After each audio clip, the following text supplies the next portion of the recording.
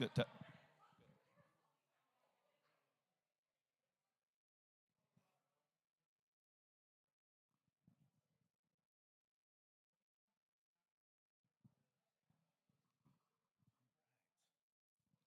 All right. How's everybody doing tonight? Good. Who's still ignoring me? It's my family over there. Well, welcome to Elim Church and welcome to Gospel Tech. I'm Pastor Dustin. I'm the pastor at Celebration Church. And on behalf of Pastor Ryan here from Elim and Pastor Rodney at New Hope, we just want to thank you guys for joining us tonight. And we're looking forward to a great couple of weeks learning all about technology and how we can be better prepared for ourselves, for our kids to navigate through a technology-filled world. So thank you for coming. As we get started, there are snacks and refreshments and a whole lot of stuff back there, so make sure you guys grab all you need for the night. Does everyone have one of these papers? If you don't have one, they are on the table right in the back there. There are pens in the chairs in front of you. Make sure you grab one of those. Those are for all the notes for tonight, and we're looking forward to a great night tonight and seeing what we can learn. You guys ready? All right, let's do it. God, thank you so much for today. I pray that tonight, as we dive into this, you really help just us understand how we can be better utilizers of technology in today's world. God, give us wisdom and discernment when it comes to using this with our children, and allow us to correctly navigate through this in a way that helps them thrive and grow as the world grows in this area. So we thank you, God. We love you, and everybody said, Amen. All right, without further ado, I'd like to introduce you to Nathan, our leader for Gospel Tech. Oh man, thank you. Yes, we're doing it. It's happening right now. Hi, everyone. My name is Nathan Sutherland. I am excited to be with you tonight. I do want to emphasize that handout is important. 2 reasons. 1, I talk really fast. The blanks will help you. 2, you will want to remember this information. That's also a spot for you to jot down any questions you've got because we have a Q&A lined up for the end of this.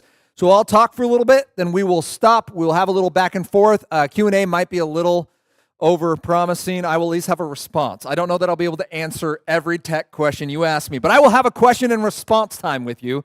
And if I don't know the answers, I love doing research, so I'll jump on it. A little bit about me. Oh, actually, before we talk about me, one more thing about you. And I'm going to drop that so you get a little less pop. Tonight, I'm going to ask you, after each major section, I'm going to give you a little time to process. You're going to need to find an elbow partner. That's someone you can bump with your elbow. Go ahead, give it a shot. Gently. Yes, it can be parties of 2 or 3. You do have 2 elbows. That's acceptable. All right, so you figure that out. We're going to do a little thing called a pair share.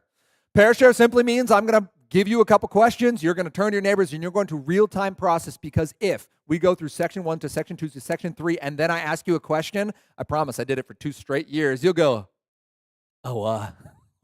You won't remember your first name. So it's going to be a chance for you to remember, process, and then come back with some questions so we can kind of synthesize in real time and learn as we go. So just be prepared for the pair share part. I have now warned you. A little bit about myself. I am actually from Puyallup. Yes, I'm born and raised. I do love me. It's really weird presenting in P-Town. People you went to middle school and high school with are sitting in the audience, and that's incredible. It really brings the P-Town home. But I was a middle school teacher for 10 years. I taught at Aylen Junior High, absolutely loved it. 8th grade language arts was my jam. There's more on that story, but those are my people. So if you have 8th graders, I heart them. I like them because they're old enough to understand sarcasm. I made a lot of 7th graders cry because they're dumb. But 8th graders, they can get it. Like if a 7th grader was here right now, they'd be crying. 8th grader would go, bah! That's what I'm talking about.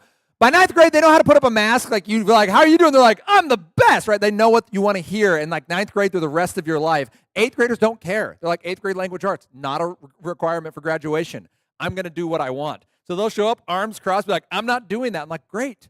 Like, don't. Because now I want to know, like, why don't you see the value in this? Like, this is important, so what do you think is more important? Like, that's what I care about. We're going to do it. That was something I was super passionate about. That's the first thing you need to know about me is I love seeing young people reach their full potential. That's number 1. Number 2 is, and I'm going to be pointing because I don't have a clicker. So I have humans of my own. So I have 3. They're 10, 8, and 4. You've got Owen here on the far left, Henry on the right, Hadley in the middle. I am passionate about seeing them raised in a tech world where tech defaults to safety, where tech helps extend the hope they have in Christ. That's what I want to see, and that's what my work with Gospel Tech is doing. I also want to extend who God has made them to be. So just a quick intro to these people. Owen is a classic firstborn type A. He is 10. He is organized. He's been keeping a calendar since he was 4. The boy is driven. For his 10th birthday, I told someone this, we got him a board game. It's called Shatterpoint. It's a Star Wars board game. It involves clipping out little plastic pieces and gluing them together. And he was like, Dad, this is amazing. And I'm like, you're weird. Right? Like, that's unusual. Like, I would not have been into that at 10, but I'm glad you are. Like, that's fantastic, son. Very hard to get overstimulated clipping out your own board game pieces. Like, that's difficult. Henry, then, is the singular most present person you've ever met. He does not have a plan. He walked in the house over the summer with one shoe on. It's like, Henry, where's your other shoe? He looked at his feet. He looked at me. He's like, I don't know. And not like I'm looking for it. He was like, well, you can't change the past and the future hasn't happened yet, and I'm a boy with one shoe. Love me as I am. Like, Henry is joyful in all circumstances and sometimes oblivious of the other ones. Like, he's just in this moment all the time. It's incredible. God's gifted him for that. We're just trying to teach him how to survive on the streets with that attitude. It is amazing, though, and do know that his highest grade of goodness is it's funny. Like, if you're like, Henry, how was it? It's funny. That's the best. Not funny. That's the worst. This week, opened up the closet. He's 8. Saw a pair of shoes facing the wrong way and looked down, and it's Henry just sitting on a shoe rack because he thought it would be funny. There's no punchline in this joke. It's just for him. He's like, this is funny. I should hide in the closet till someone sees I'm gone. Like, that's what we should do. Hadley is dynamic, and I don't know how else to say that. She will either be a Broadway actress or a NASA engineer or both at the same time. I'm not sure if there's applications for that, but like, she is the only person I've ever met who's dislocated her elbow dancing by herself. Like, Hadley goes really hard at everything. And so it's beautiful because as I talk about my 3 kiddos, you're thinking about kiddos or grandkiddos, you know.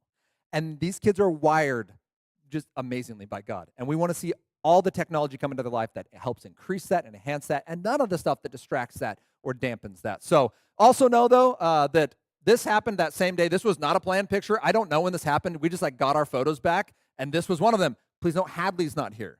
She's somewhere in the bushes at this point. Like, the boys have ditched her and then proceeded to do that for a photo because I'm not here with all the right answers. I can't even get my kids to pose correctly. I am here, however, with some real-life experience, a passion for this content, and the third thing I need you to know is I am passionate about empowering you to do these 3 things. First, I want you to be able to talk about healthy tech. Everyone can do it. Even if you don't like it, even if you don't know anything other than the words I tell you tonight, you will have the words you need to talk about smartphones, video games, pornography. You will be able to communicate the hope of the gospel. This idea that we're sinners in need of a Savior. You will understand why that matters with your technology, because the third point is, well, we're going to communicate about tech from the hope of the gospel. Let's take the hope of the gospel and connect it to our everyday tech lives. That's my 3 hopes in talking to parents. My passion is still see kids reach their full potential. That's why I started teaching. It's also why I stepped out of teaching in 2019 to start a speaking nonprofit at the beginning of 2020. I tell you, as an extrovert, it's a story for another day, but as an extrovert, that was rough. I'm not gonna sugarcoat that at all. I found a lot of identity in speaking to people on a regular basis and being known. And turns out, talking to a camera that doesn't blink to the internet is not a great way to feel known. It's traumatic. So I'm excited to be here with you tonight. These are my game days. I felt like Rocky for 2 straight years. I never had a match. I just was training and punching cows all day. So here's what we're going to be talking about: smartphones, video games, pornography, and we're actually going to jump into this first one. So to help set the stage, you do need to understand that this story starts with the little Mario Brothers. When I was 8 years old, my father brought home a Nintendo Entertainment System, and me and my 4 sisters, I'm the middle of 5 kids. I have 2 older and 2 younger. That changes a man. You think spending 10 years in 8th grade makes you a weirdo? Man, 4 sisters. We played Mario Brothers, and we played Duck Hunt on the same cartridge, and it was amazing. Something in my brain snapped, and I said, this is good. This is right. I don't know why. I can't explain it. I just know that there's something positive about this. I also found out that on the original systems, the Player 2 controller moves the duck. So if you have a system, you can really break somebody. So just do that if you get the chance. But that was my life, and I always assumed I would grow out of it. That was kind of the going assumption because I didn't know any adults who played video games. All the adults around me assumed I would also grow out of it, so I played through elementary school and then into junior high and then into high school because at this time, no one claimed the moniker of nerd. That wasn't like something we took on ourselves. Someone would call you a gamer or a nerd to notify the other kids on the playground that you were going to die alone. That was generally what was being communicated there. So sure, we played, the playground football on the asphalt because, of course, we love road rash. I was in musicals. There are pictures of me wearing lederhosen that can be verified. I played the sports, but I found steadily that like the most exciting thing in my life was pretty much video games. And that was surprising to me, and I kept waiting for it to just die off. And then I went to college. I'm like, surely college and my passion for education. And then I realized they had Cat 2 internet. And I was like, did you know internet goes faster than 56K per second? Like, they're downloading megabytes per second here, people. And I got my entire floor to play Counter-Strike with me, which that may not mean anything to you, but just know it means this. You had to buy a game, download it onto everyone's computers, and then buy a fan-made other program, overlay that, and then teach everyone how to murder each other online. That was basically my full-time volunteer job in college. So that was my college experience. Now, I want to pause a moment. Assuming that I was going to grow out of this, do you know the average age of a gamer in the United States right now? 30, 46, 48. I felt very pointed, but okay. Maybe a May 15th birthday. I don't know. 33. And my favorite stat on that is there are more gamers over the age of 45 in the United States than under the age of 18. There are 255 million gamers in the United States. Yes, moms playing Candy Crush at soccer practice counts. You are part of a multi-billion-dollar franchise. It's gaming. But I didn't know that at the time. I just assumed I'd get over it. So I found myself at 2 a.m. one morning as a full-grown adult. I was married to my lovely wife, Anna. I had a master's degree in education. I'd been a teacher for a number of years. We had a house. We had a lot going for us, but 2 a.m. I pushed back from my computer because I had said I would be done at midnight. Now, a little context here. It's now Sunday morning, 2 a.m. I got to wake up in 4 hours. And the reason I gamed at night is because I wanted to stay married. My wife was not a big fan of video games.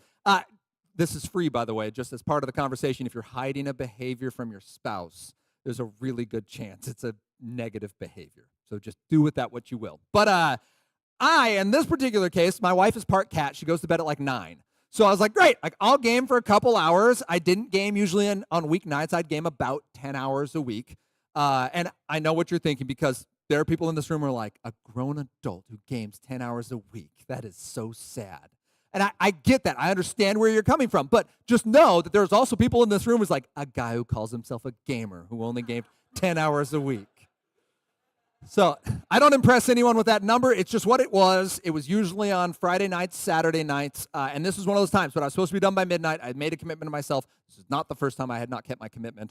And at 2 a.m., I pushed back and I was like, oh, come on. My online group was terrible. I tried and then I tried again and then I kept trying. And then I was like, you guys got to be kidding me. All right, fine. It's 2 a.m. I got to be up in 4 hours. Like, I'm done. Darn it. Like, I wish I had gone to bed multiple hours ago. I'm going to be so haggard. And then I just got to, like, smile the whole day because my wife is going to be like, why are you so tired? I'm like, no reason. So I went to bed, but right before I did, I said a quick prayer. I said, dear Lord, please help video games not be a problem for me. Please help me be a great teacher, a great son of yours, and a great husband, Anna. Amen. Fell asleep, totally forgot I prayed that. 4 hours later, wake up, happy face. Went out to Northwest Foursquare, actually in Federal Way.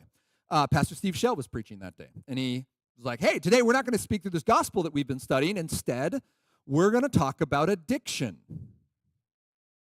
I had only slept 4 hours. If you don't know, you forget a lot of things when the cortisol in your body is reacting to 4 hours of sleep. I had no recollection of this prayer.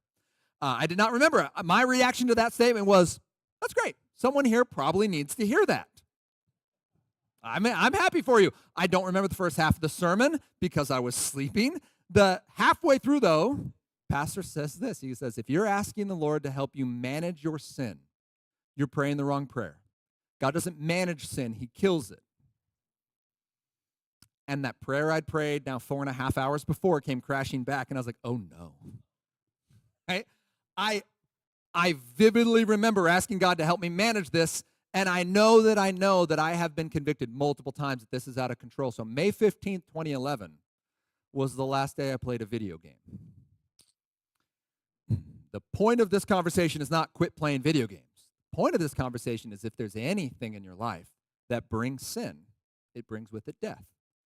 And our only act of obedience that's acceptable is to cut it off and gouge it out. It doesn't matter how precious it is to you. It doesn't matter how well designed or how many awards it got. It doesn't matter if it's the only thing you've done with your friends and the only perk you see in school breaks as a teacher for summer and winter, because the Lord didn't ask me about that. I actually had an argument with God 3 weeks later. I was in my backyard digging a hole, only semi-morbidly. And I said, so wait, Lord, you mean to say the rest of my life is wake up, go to work, come home, do more work, go to bed, rinse and repeat, and then I die? And I got asked a single question: do you trust me? Which isn't really a fair question, because we've all heard the Peter account. We know what the answer to that is. Like, you sure, like, I know the Bible verses. I get all of that. I understand that you have a plan, but I just need like a couple reasons, because you explained to me why you are doing something is unfair. I'm not playing bad games. I'm not doing bad things. No one in my life, like I had kind of floated this to a couple buddies and be like, hey, I kind of feel like I don't have joy outside of video games. And they just look at me like, yeah, that's why we play video games. Like, yeah, that's what I was thinking. But oh, not just me then, you and me. Okay, weird. So everyone I mentioned this to is just like, yeah, it's called being a gamer. That's what we do, man. I was like, all right, just, I don't know. I never feel good about it. This brought me to a point where video games were the thing I realized I was getting to. I wasn't gaming because I had hope. I was gaming for hope. I was getting through all the rest of life to get back to this thing to be okay. And if it wasn't there, I wasn't okay. And I knew that was weird as a full-grown adult. Like, I love Jesus, and I think he should be able to make me okay, but I'm not. So I gave up video games. The first part is, please don't hear, just get rid of video games and everything's fine. That's not true. Video games weren't my problem. They were just a symptom of my heart issue. The second thing is to know that some people hear that and they're like, oh, Nathan, he gave up video games because he loved God. I wish I loved God. Or more likely what I hear, I wish my significant other loved God as much as that. That's not the point of this conversation. So if you elbowed someone in your mind, hold on a moment. Because there is this parable about a guy who found treasure in a field, and he sold everything he had and bought the field. Remember this parable? The point of that parable is sometimes misused in our own minds. We go, oh, that guy really loved God, because if I loved God, I would sell everything, and it would just be me and Francis Chan, like on a boat somewhere, and it'd be great. But that's not the point of the story. The point of the story isn't this guy gave up everything for God. The point is the guy gave up nothing. He gave up his used house and his used donkey and his used car, and he bought a field full of treasure and bought brand new things over and above what he ever could have had in his previous life. I didn't lose anything in giving up my favorite hobby, pastime, and connection with all of my friends thing called video games. In fact, I gave up something that was destroying my relationship with my wife, was killing my emotional health, was absolutely obliterating my ability to sleep at night. And oh, by the way, I had no self-control. You know that's one of the fruit of the Spirit, right? It's the last of Galatians 5:22, self-control. So if you have something that's actively killing the fruit of the Spirit, it's not from God. I gave that up, and I got life. I got relationship, and most importantly, I got the opportunity to love God more. Here's what I didn't know. I don't have, again, time tonight. If I had 6 hours, I would tell you all about all the things. But just know, within the next 12 months, my life was about to implode. The Lord very graciously didn't tell me that. You ever had those times in life where you're like, God, why are you doing this? And he doesn't tell you, and you're like, oh, I get it. Okay, all right. So from that date, 12 months were going to go by. My life was going to explode. If I still had video games, no one would have blamed me. But I would have used them as a crutch, because I had used them as a crutch previously a lot.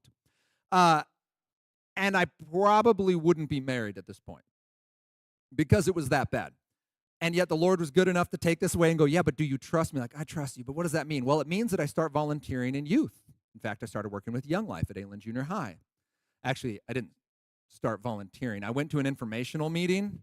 Any of you worked with Young Life, you know how those work. The information was we went around the room finding out people's names, and then when it got to me, they're like, and this is Nathan Sutherland, Aylen Young Life's leader. And I was like, I've never done Young Life before. I don't know what that means. But I started working. I realized, I'm passionate about seeing kids reach their potential in Christ. That led me to start a nonprofit That led me to stepping out of the classroom in 2019, which led me to starting Gospel Tech in 2020 is when we started Gospel Tech as a ministry, which led me to speaking to you tonight on a school night. I wouldn't be here if I had to be up at 4:30 to talk to my kids, right? Like, I wouldn't happen. Why? Because the Lord asked me, do you trust me? And so I really want you to know 3 things from this. The first is that games are awesome. That's science. There's really no debate. You have billion-dollar companies, well, trillion-dollar companies now, thanks Microsoft, who paid $52 billion for Blizzard Activision in order to get some of the most creative brains in the world, like Disney Imagineers, but on steroids, to make these incredible worlds for your mind to enter. That's important for us to know. Games are awesome, but God is way better. Better than the best game, better than any excuse we can give for why we need this thing to be okay, and that we can trust him. We can trust him with our hopes, with our hurts, with our joys, with everything we're worried about with our kiddos. We can give him those things because he loves our kids more than we do, and we need that to be our foundation point, okay?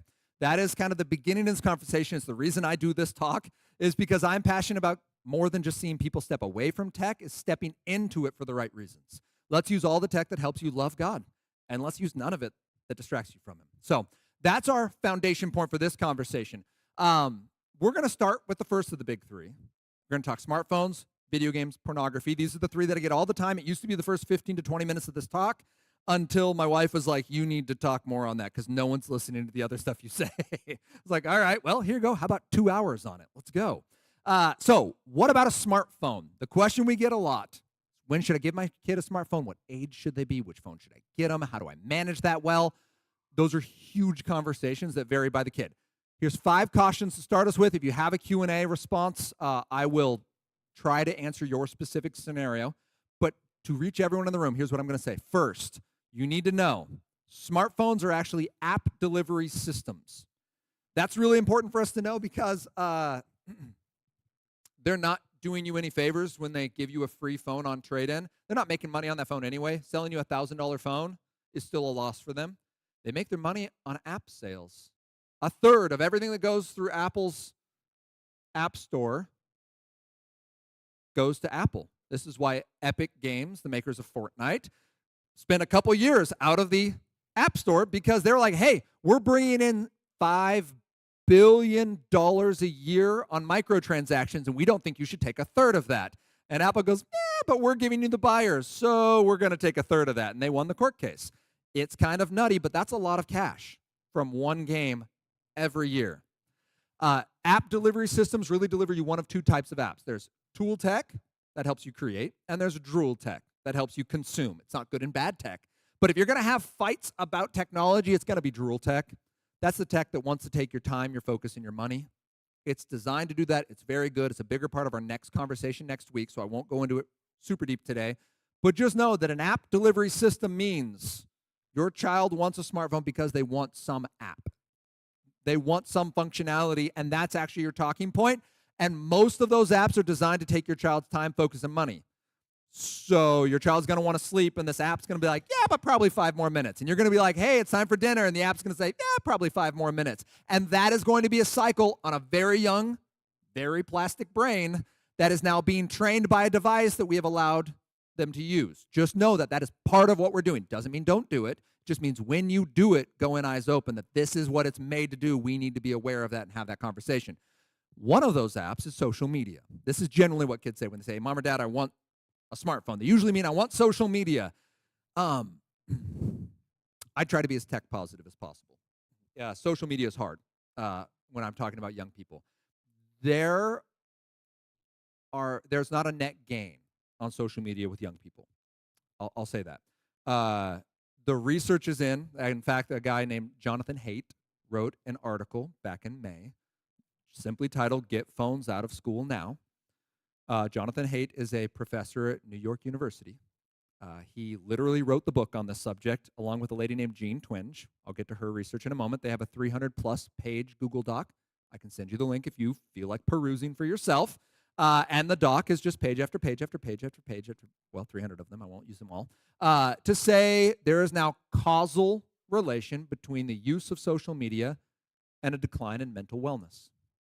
You can put a kid on social media who's doing awesome, and there's a high likelihood, depending on the amount of time they spend, that they will be doing not awesome very soon. In fact, the number is at 2 hours of social media a day. It's actually 2 hours of Drool Tech, the tech that helps you consume, but it's got more specific now to social media. Your likelihood of depression and suicidal ideation, meaning you start thinking about taking your own life at 2 hours of social media a day, goes up 22%. Up to 5 hours a day goes up 66%. You take healthy kids, you put them in these environments, they become unhealthy mentally. Causal link to social media. Average kid spends 8 hours a day on Drool Tech, according to Common Sense Media for 2022. We need to know that when it comes to social media. That is impactful enough that the CDC released at the beginning of this year, February 2023, a study that said 3 in 5 teenage girls in America experience prolonged bouts of sadness and isolation. 3 in 5. The boys is 1 in 3. When a third of children is our good stat, that's concerning. Social media is at the beginning of that. We don't exactly know why. Like the companies try to give us some explanation. We know it has to do with social media. It has something to do with comparison.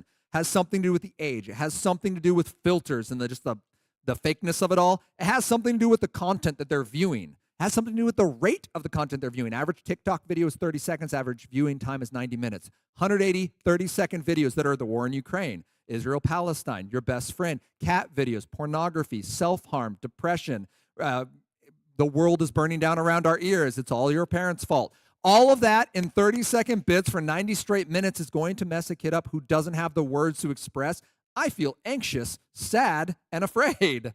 Right? There's like, I don't know, I feel terrible and I better forget it by going back on my device.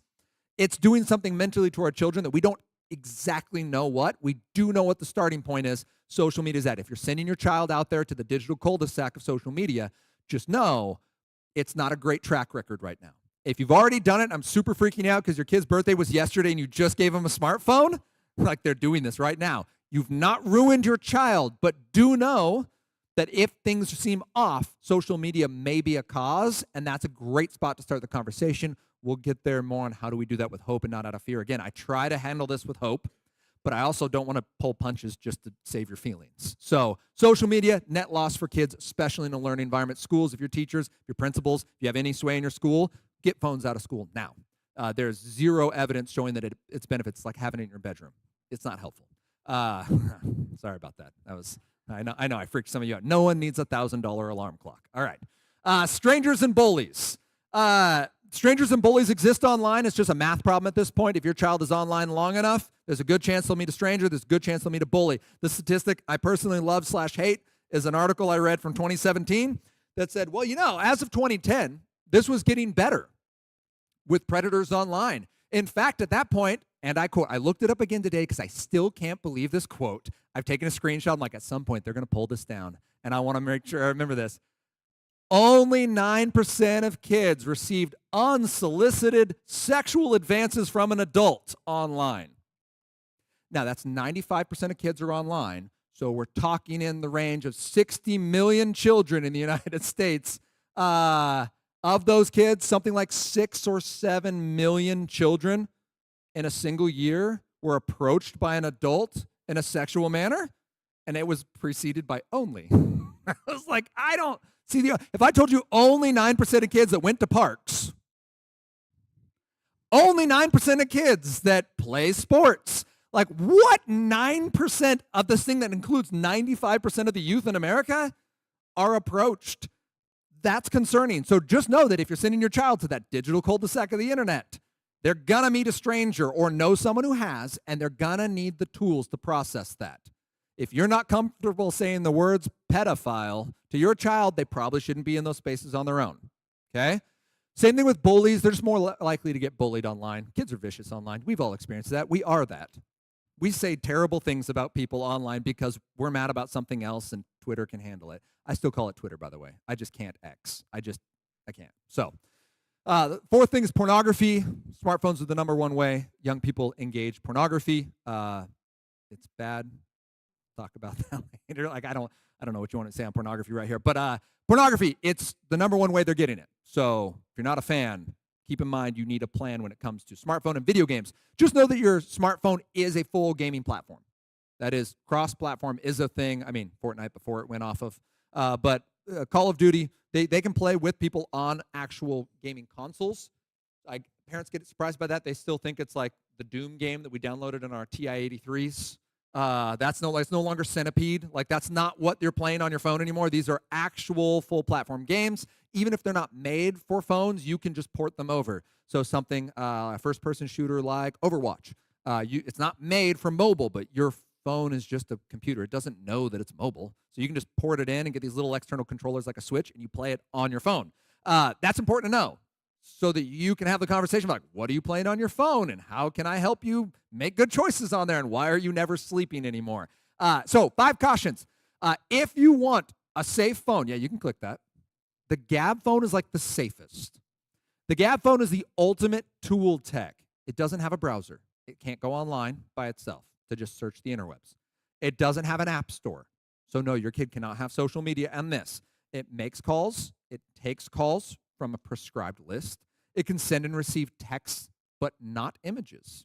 And it can take pictures. In fact, the new one that just came out is really nice. It's basically like a Samsung A13. So it looks good. It's got 3 lenses. It won't get your kid bullied in the hallway because they look like they're carrying a brick or a potato. The Wise phone is like our hipster version of that for those adults who want to do this but don't want a phone that's made for kids. I really like Wise phone. I like their little tagline, the only phone designed to reclaim life hours. I'm on that. TechList does a great job, and the Wise phone is similar. Again, another good-looking phone, but it has GPS, the best of the best for the smartphone piece. Because everyone asks, when should my kid get a smartphone? I'm going to say an age. I need you to take a deep breath. 15. Here's why. Smartphone unmitigated. 15 is old enough that your kid will have experienced some of the trauma from their friends and been able to show that they're faithful in the little things. Okay, you will have enough track record to say, son or daughter of mine, you have shown that I can trust you with your siblings, with telling me when you make a mistake, with apologizing, repenting, with doing your homework, with getting your sleep, with getting exercise, with being mentally well. You've proven that. I'm now going to extend a device to you because I want the next 3 years of our lives together to be processing how to do this well. By the way, only do it for a kid who's asked for one. If you got a kid who hasn't asked for a smartphone, we have zero evidence of kids turning 20, going to college, finding a phone laying around in their roommate's backpack and going on a month-long bender.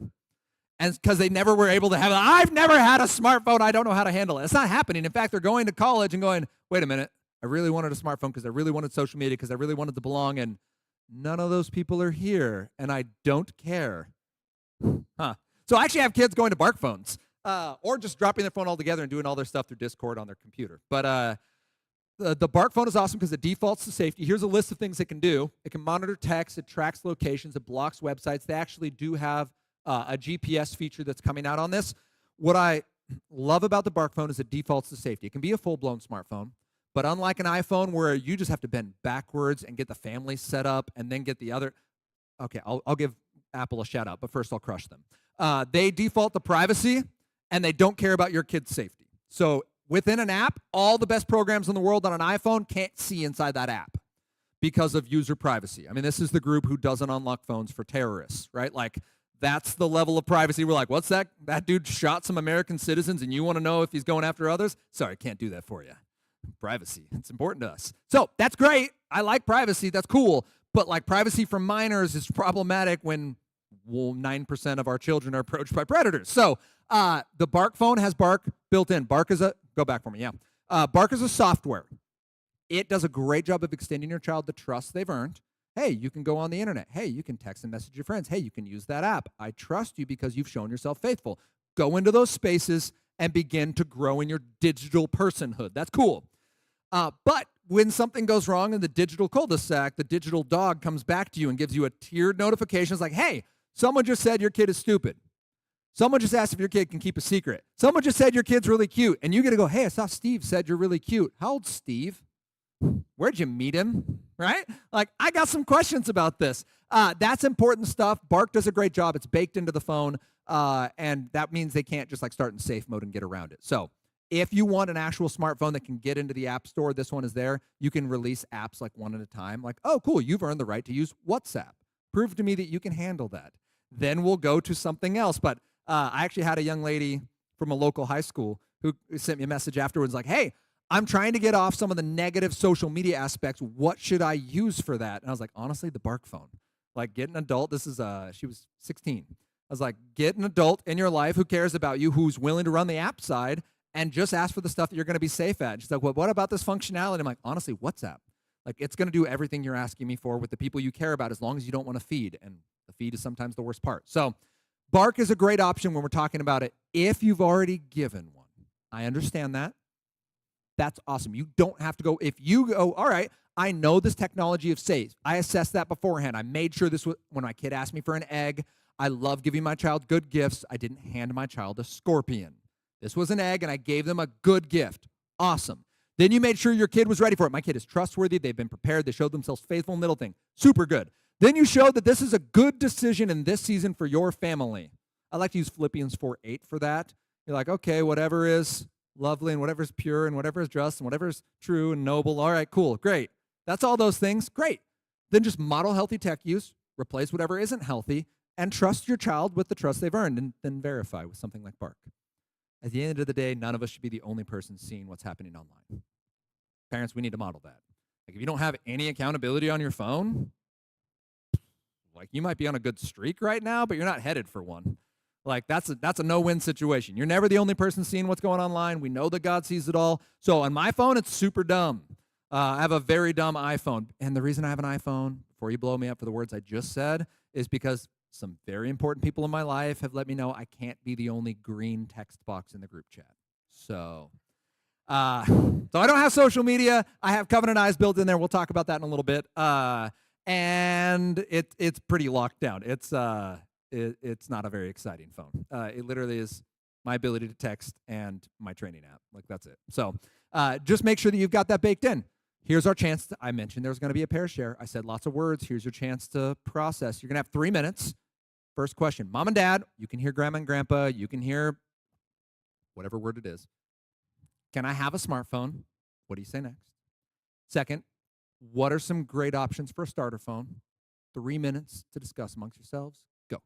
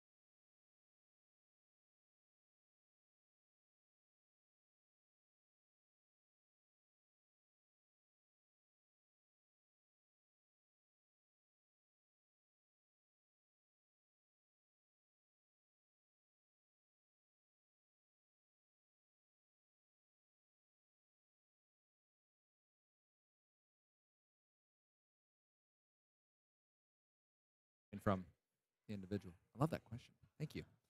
All right, wrap it up. That was 3 minutes. Well done.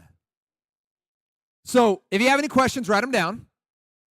I was asked, and I love this, question was, do you give like a talking sheet for a young person to peers? When they get asked, hey, why don't you have a smartphone? That's actually point one. Point one is the talking sheet. Whatever you tell your child, if you said no, what comes next is what's more important. So you might have said yes to a smartphone. Okay. All right, fine. Like you heard my age and my reasoning but now you know what Nathan says about it. And I have some research and I have some experience, but I don't have your kids. I don't mentor the same kids you do. Like my goal in speaking to you is you're going to go talk to kids, and when they talk to their peers, they're going to repeat what you told them. That's what's important. More important than having a 3 to 5 word or 35 reason list, some form of litigation that that your child signs like a contract. That's great.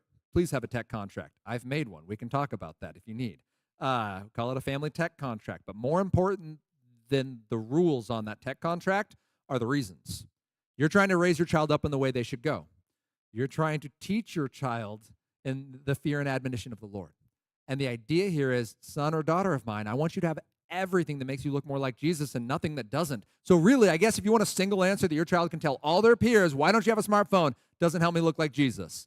And that's great. That'll cover all their bases. But it is nuanced. It's going to be different for your family. The answer might be, I've got younger siblings, and I'm responsible for keeping the tech age in my house. It might be, I've got older siblings that are off the rails, and I can't have that. It might be, I have no frontal cortex, and I can't stop looking at porn. I don't know what the answer is, but you should, and you should tell your child that answer. It doesn't need to be a mystery. When they come to me, I'm like, my parents hate me. They don't let me have a smartphone. I love those conversations. Very rarely is it actually because a parent hates their child. Usually it's because the child has committed felonies as a minor using that smartphone and can't be trusted with one in public. That's usually the answer, but that doesn't travel well when talking to peers. So please do know that that is the point of that first question. I hope that you can talk that out. If you have questions, bring them up at the end because I'd love to talk that out too. By the way, the Puyallup School District police officer responsible for youth over the district, she actually just moved to a different position, but last June, we spoke at Ridgecrest, and she came up to me afterwards. She said, every call I go on that involves a minor involves a smartphone. I was like, I'm sorry, can you write that down for me? Because I'm going to need that to use later. But that idea, I don't have the research. That is an anecdote of a lady whose full-time job was Puyallup School District. And she said every call involving a minor involves a smartphone. So I'll pass that on to you. We'll move on to video games. All right, video games. This section is near and dear to my heart, as you can imagine. This question of, should my child play this video game? Oh, this is a fraught conversation. I thought this was going to be simple as I make some game grades. I walk into a room and deliver said game grades. Done. Not so much. Turns out that roughly half the parents in this room disagree with the other half of the parents, and many of you are married to one another. So here's what I've come up with. 6 questions. This is a grace of God. I'm not smart enough to come up with this on my own, but these work. You take these 6 questions. You do not have to know anything about video games. You don't even have to like them. But you take these 6 questions to any gamer in discussing the topic of, should I play this game? Number 1. Going to look at characters, and you simply ask, would I have this character over for dinner? Yay or nay? And you can go with Mario, you can go with Master Chief from Halo, you can go with Doom Guy from Doom, you can go with Raiden from Mortal Kombat. The answer needs to be yes, because what we know about neuroplasticity and mirror neurons is that your child is learning parasocial relationships, at least, with these digital individuals. They are real enough. Mirror neurons are those things that when you watch that kid try to skateboard the 12-step and he doesn't make it and his medical bill is going to be like $100,000, you flinch. When he hits that bottom step with his face, that flinch is a mirror neuron. You felt some of that pain even though that didn't happen to you. The same thing happens in video games. You get frustrated for the character because you're experiencing that frustration. You feel sad for the character because this is a sad thing and you are feeling it. If you want to make sure that the lessons they're learning are from people you want them to be like. So please pick good video games. please let them participate in the best. And if it's not great, just be like, hey, that's not great for you. When you're an adult and you'll be able to discern lie from truth and get some of the artistic nuance of it, cool. But you're not, so we're not going to be engaging in this right now. That needs to be our first thing. The second thing is going to be violence. Is it part of the game or is it the point of the game? By that I mean, I mentioned Mario earlier. Let's take him. In Mario Brothers, you're running through the game, you jump on those little brown pyramid-shaped guys called Goombas. They go flat. We assume they die. They might have had a family. I don't know. It's not really part of the game. It doesn't really go into that. You're just getting past that thing to go jump on the flagpole to get the points to save the lady from the fire-breathing dinosaur. Like, that's the plot of the game, obviously. But is it part of the game or the point of it? Some of us would say it's fine. I'm not scared about that. Right? Some of you, that would be Fortnite. It's just like laser tag, except they scream. Okay, fine. Some of you are like, no, that's simulation murder of your best friends. Okay. That's the conversation I care about, more than if your child plays Fortnite or not, is why? How are you talking out with them? How are you helping them see this is or is not something we want to do? Like, Mom or Dad, I can play Airsoft. Why can't I play this? Please talk to them about that. It does matter. Maybe because you have to run in Airsoft and actually get tired for once. Okay, that's a good enough reason for me. You never sleep after Fortnite. You sleep like a rock after Airsoft. Dump some money into Airsoft, please. Okay, that's great. But no, don't do it. I know I pointed. I'm quick on the trigger. I was pointing at my point back there. I'll point up here. That'll help. Is it part of it, the point of it? On the flip side of Mario would be something maybe like Mortal Kombat, where the entire point of the game is to get your opponent all stunned, and then you hear the finish him. And then you get to do this epic fatality. If you don't know what a fatality is, please, before you go to bed tonight, Google Mortal Kombat fatality. And over the next 4 hours of your life that you can't unsee this thing, just soak it in and ask, would I want a child to do this? I mean, we are talking humorous levels of violence. They've really put some thought into it. And the question is going to be, is this violence appropriate for my child? Is this something we should be celebrating when we have that Philippians 4:8 standard? Then we're going to talk about the language. Simply, is it helpful or hurtful? Yes, in-game language, but also language they're going to hear online. If they're playing with live players and it's a competitive environment, they're not hearing helpful language. Spoiler alert. I would say if you don't know how to check violence in language, go ahead and go to esrb.org, the Entertainment Software Review Board. They're the people that put the game grade on the outside of the box. They do an awesome job. They are not currently a marketing arm of the gaming industry. They might be one day, but right now they're independent. And they do an awesome job. You'll pull up their website, type in the name of the game, hit enter. The only weird spot about their website, last time I checked it, is that if you type in a game like, now my brain's going blank. Let's pick like a Fortnite. You pick Fortnite, it'll give you every platform Fortnite is on. It's like, well, do you want Fortnite for PC or Fortnite for Xbox or Fortnite for PlayStation? You're like, oh, come on. Like, just give me the game. Like, so just click on one of them. I don't know why it shows you all the different versions. It's still just one game. They're not different, but anyway. You have to click on that, and it'll tell you the language, the content, the concerning plot themes. Like, it'll tell you anything that earned it its grade, and they do it. So far, I've yet to disagree with their answers. I disagree with a lot of stuff I see on Common Sense Media. In fact, if someone on Common Sense Media loves it, I generally am like, yeah, I'm not going to watch that. Like, I'm not gonna play that one. Like, that's generally the way I feel about that. ESRB, mostly locked in. If you still don't know, and I'll talk about this for the next one, just go to YouTube and look it up. Just watch gameplay of, insert the game name, and watch 2 minutes with your kids sitting next to you and see if they start to squirm. That's a great way to do it. So the next one is the play time. Can it be beaten? Now, this is important. This used to be way more complex. I had this whole like algorithm for how to do this. This is important because really at the end of the day, we just want a game that's still a game. A game needs three things. It needs a challenge. Okay, that's the point. It needs, it needs a challenge. It needs a, what does it do? Oh yeah, it needs a point. Sorry, that's the first one. That's why I couldn't remember it. It needs a point, a thing you're trying to do.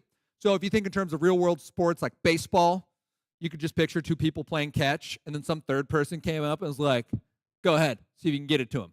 Right? So they threw it really high. He's like, no, you got to throw it between my shoulders and my knees. So they threw it way over to the side. No, you got to throw it over this rock. Like, what's going to happen when you hit it? I'm going to run to that tree. Like, you can see the way, like, there's a point, then there's challenges. There's these rules that keep the game moving, and then there has to be a victory condition, 9 innings, or whatever the game is. You have to be able to beat it for it to be a game.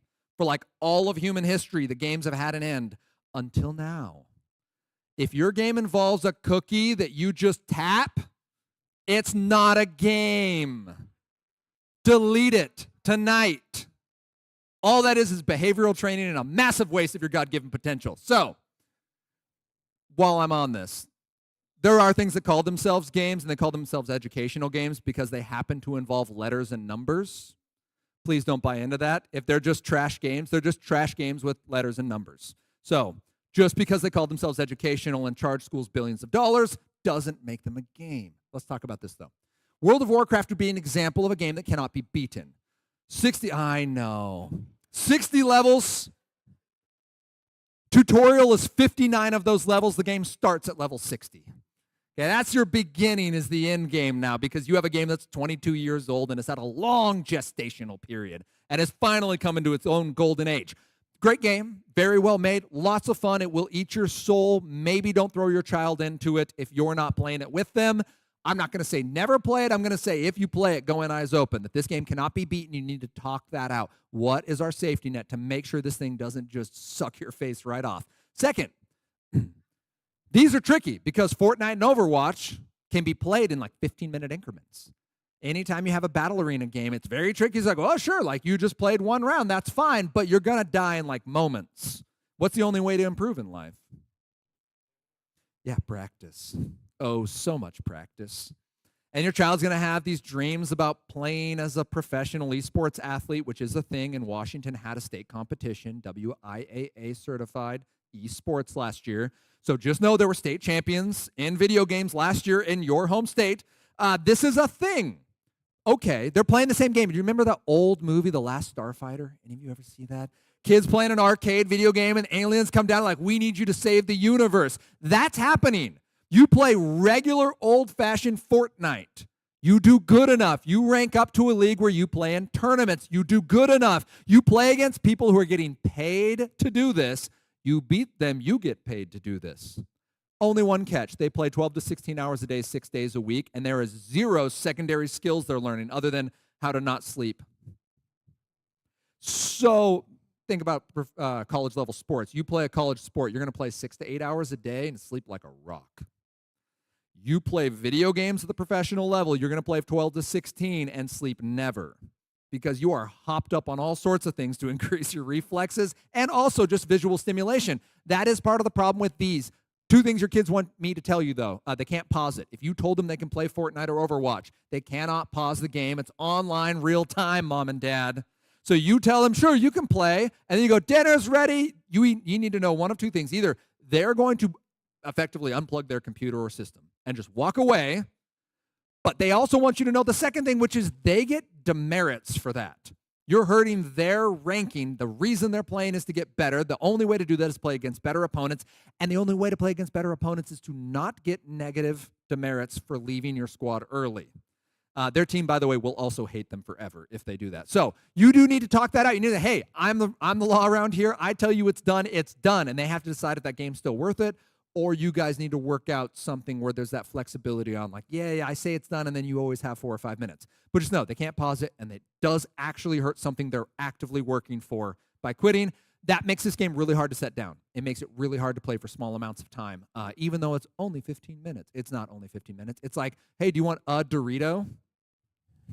Like, sure, you could eat one Dorito, but nobody does that. This is my bag. Where's yours? I'm not trying to trigger anyone with this. I am the messenger, however, and I refuse to back down on this. Minecraft cannot be beaten. I know there's an Ender Dragon. I know there's an Underworld. I also understand they just expanded all of that, so it just got bigger. Here's the deal with Minecraft.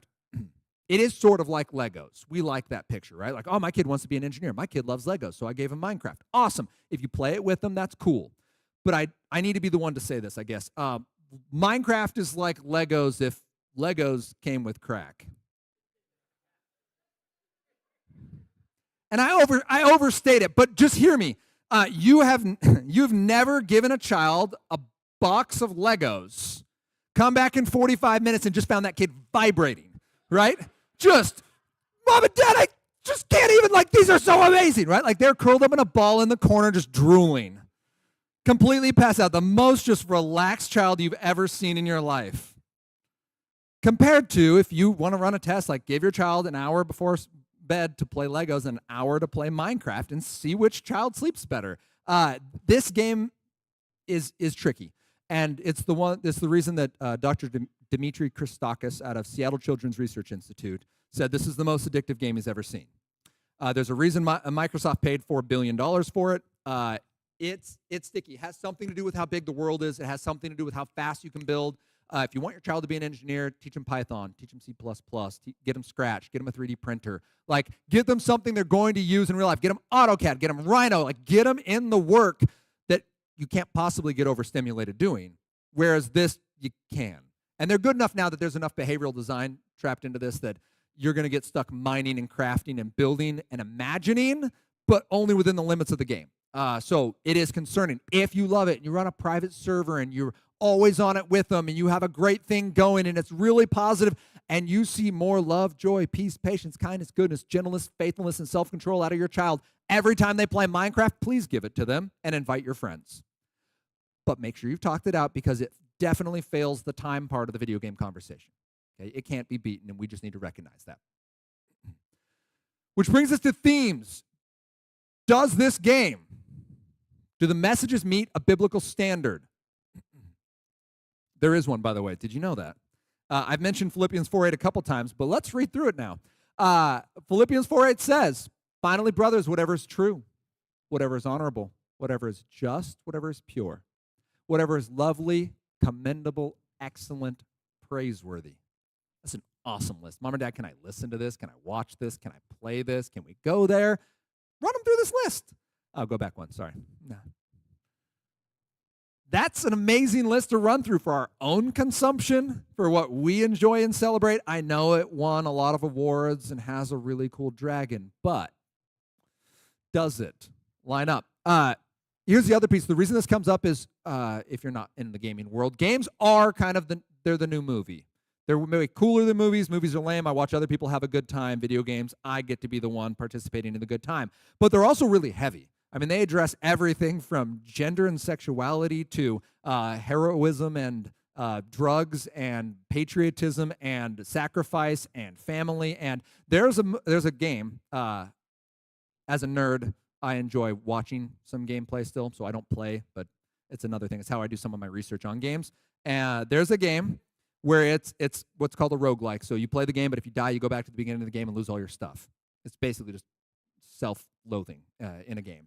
So this particular game is all about this woman in space, and she's got shot down. Every time you die, it starts with her being crash landing on this planet, and there's some like thing with like an octopus underwater, and then she wakes up, and she's in this crashed spaceship, and she's trying to figure out where she is and how it happened, and she like remembers these little bits. She has this mission, and she's accomplishing it. She builds, and you go through this whole game, and then you get to the end, and you realize it's not a woman in space overcoming aliens. It's a woman having a mental breakdown. She wanted to be an astronaut. She never became one. And she lost her child in a traumatic wreck that you don't witness until you've beaten the game. And the whole process, you find out at the end, is this woman's mind just going to shreds. Now, that is heavy. By the way, beautifully done game. If you've met anyone or ever processed mental journeys yourself, this game somehow nails it. You're like, what in the world? Like, that was laser guns and aliens for like 15 hours, and now we're talking about like depression and mental health, like, and it works. Whoa. Okay, like, that's cool, but probably not for a 12-year-old. Like, that's it. It's a really cool game, but you're going to find that out from ESRB. They'll let you know, or if you just Google the game, Returnal is the name of it. Spoiler alert if you wanted to play it. Her son dies. So, but it's, while we're at it, Sixth Sense. He was dead the whole time. So, get him out of the way now. Hey, you had 30 years. That's not on me. I'm not even sorry. Final question is, does playing it make your child more present? This is what we were talking about with that timepiece as well. Does this make my child more present? when my child comes away from this game, do they have more hope or less? Are they using this game to be okay, or are they using it because they are okay? So my kid comes home with a friend and says, hey, can we play, insert the game? Like, all right, well, are you doing this because you guys aren't friends and this is the only thing you have in common? Or are you doing this because you love life and have a lot of fun and this is just another thing you do together? In my case, my friends would say, hey, do you want to go watch a movie? No, I don't. You go watch a movie, tell me when it's over, I'll come hang out. But I'm going to play video games between now and then because I like these more than you. And often you can just come to me. And it's really sad to say in retrospect, but that is what I didn't even know was going on in my own heart. As loving parents, we get to have this conversation with our children. Does this game make you more present? Does it produce more love, joy, peace, patience, kindness, goodness, gentleness, faithfulness, self-control? Let's just pick self-control. You get more self-control and more peace. Let's take those two. If we could find a game that gave everyone more self-control and more peace, I think it should be mandatory. We should all vote on it. As American citizens, you need these two things, okay? That's what we want. So that's our conversation here. All right, so we've had that. We have our 6 questions. If you're 6 for 6 and it's awesome, go ahead and play it. If it's missing one like time, just make sure you've talked about it. If 2 or more of these don't line up with your family's expectations for your child, there's a really good chance you want to give your child an egg and you're handing them a scorpion.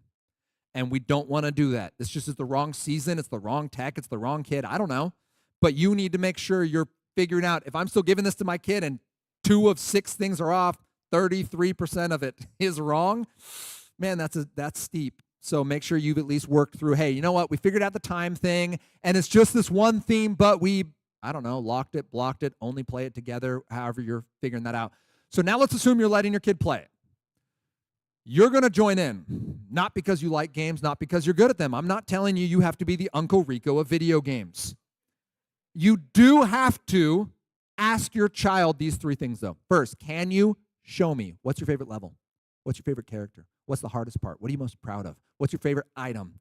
What do all your friends talk about with this game? I just want to see it. Maybe it's Madden. I don't know. Maybe it's Destiny 2. Maybe it's No Man's Sky. Why would you let your child play that? But here, child, be bored in space instead of in real life. Okay, all right. That's too. All right. I'm sorry. That was unnecessary. If you're into No Man's Sky, I'm sure it's awesome. The second thing you need to ask, though, is, will you teach me? Can you give me the controller and just like, how do I jump again and what do I do? You're going to be terrible at it. It's going to be awesome. You'll probably frag your team. The point of this is your child is going to be good at something. They're going to teach you. It's going to get you a cool relationship. And it is something, again, you've already decided is safe and appropriate and a good fit for your child and family. So you're not worried about the moral side anymore. This is just you being present where your child is present. Your kid said, this matters to me. Well, now that matters to you. And if it isn't okay, now that's the parenting when you go, hey, listen, I said this was cool, but it's definitely not. My son had this situation with the game. We bought it for him. He played it. And 2 days in, we're like, oh, no. Like, he can't think. He doesn't want to do anything else. This is the only thing he goes back to, and it's really annoying. So we're taking it back. We let him buy it. He saved up all his money. And it's awful, by the way, to break your little, especially, this is our oldest who did this. So your super focused, determined, rigid kid, we're like, hey, listen, I know you saved up your money and we totally said this was fine and we thought we knew what it was because we like researched it and stuff. It's not okay. And we're buying it back from you and just paying you a bunch of guilt money. Like, we're super sorry. Like, let us buy you a bunch of other awesome stuff because we feel terrible, but we also know this isn't good. You might find that out in this process, and that's okay. Feel free to go back. But the third part is, let's play together. I don't have to be on your call all the time. I don't have to play all your games, but I'm going to be in your space because I care about you, and I want to learn about this, and I want to know why you care. And you'll probably get motion sick, parents, because you're not 12. And I don't know what it is about getting older, but our equilibrium is terrible. But that is a real thing. So just know that that's something you now have to do. You do have to jump in there with your child. Excuse me. So our next pair share moment. Mom or Dad, can I play this game? What do you say? What are you going to go to first? You don't have to ask all 6 questions, but have a go-to. Have a conversation point. And how will you engage? Pick one. Are you going to show, teach, or play? 3 minutes. Go.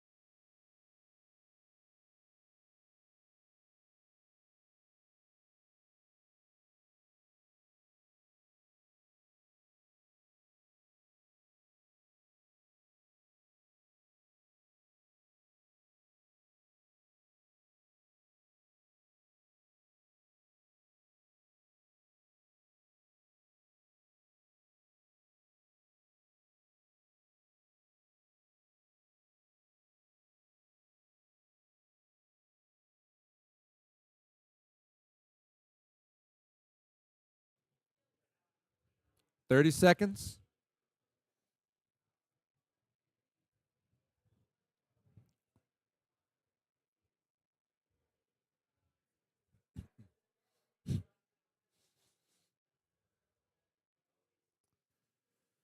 All right. Well done. Write down any questions you've got. Queries, quandaries, things I skipped, blanks I didn't fill. We'll address them. Right now, though, we're just peeking. We're just getting to the best part. We are going to talk about pornography. Woo! This is another fraught conversation. This is one that basically everyone in the room, you either got baggage from this or you're borrowing someone else's. You have been impacted by pornography in one way, shape, or form in the digital age. This is a very difficult conversation because porn changes the brain, which makes it tricky. I do need to say before we go any further, I am not speaking to a group of people who can only impact kids as long as they don't have any issues. That's like only going to a church where everyone's perfect. That's not the premise around being a parent, but you do have to be repentant.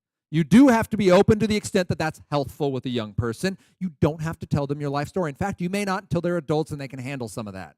And you may not if you don't feel it's going to be beneficial or glorify the Lord. You might just say, hey, the Lord saved me out of a lot of stuff. That was part of it. And you don't have to go into any nitty-gritty details. You could be actively processing this conversation today in your own life, your own marriage, and still be a resource for your kids. Recognizing it's a problem for you is a lovely way to love your child and go, you know what, I don't want this for you. And I want to be able to speak about it well and clearly and lovingly, not just out of fear of, don't go find it, but out of hope. So, first thing we're going to do is be informed. We need to know that porn changes the brain. It's not to freak you out, just to let you know that that's what we're dealing with. What I mean by that is this phrase, supernormal stimuli.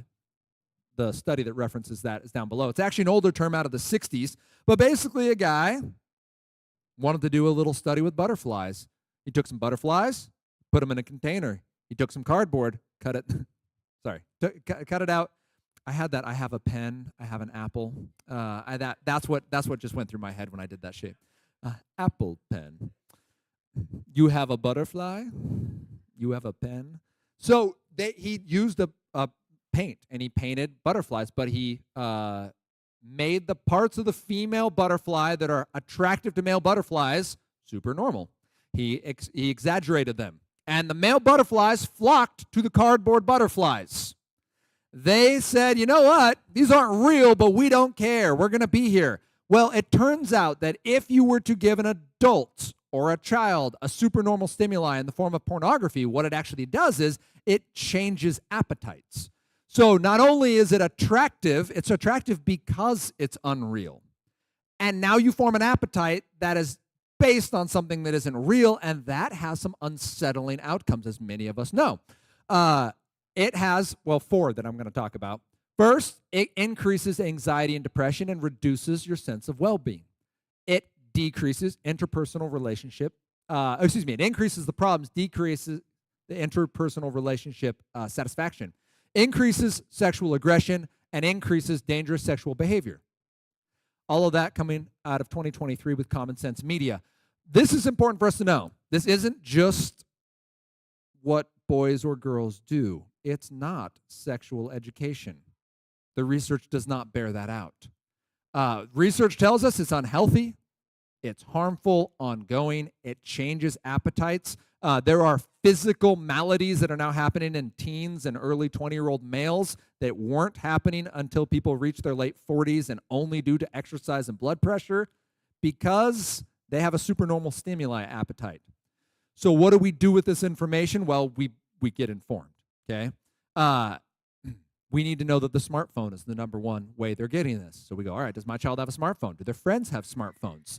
Doesn't necessarily have to even be their smartphone. If they're on a bus, in a hallway, at a school, at a party, on a sports team that has smartphones, this is happening. In fact, I talked to a high school this past week. They're like, yeah, we just had to suspend 4 of our athletes because on a bus ride, they were showing people porn. The kids weren't even wanting to look at it. These guys thought it was funny. That's really important for us to have a conversation about with our young people and for us to know.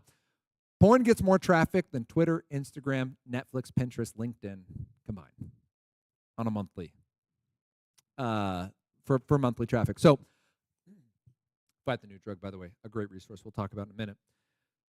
So that's kind of the lay of the land on this.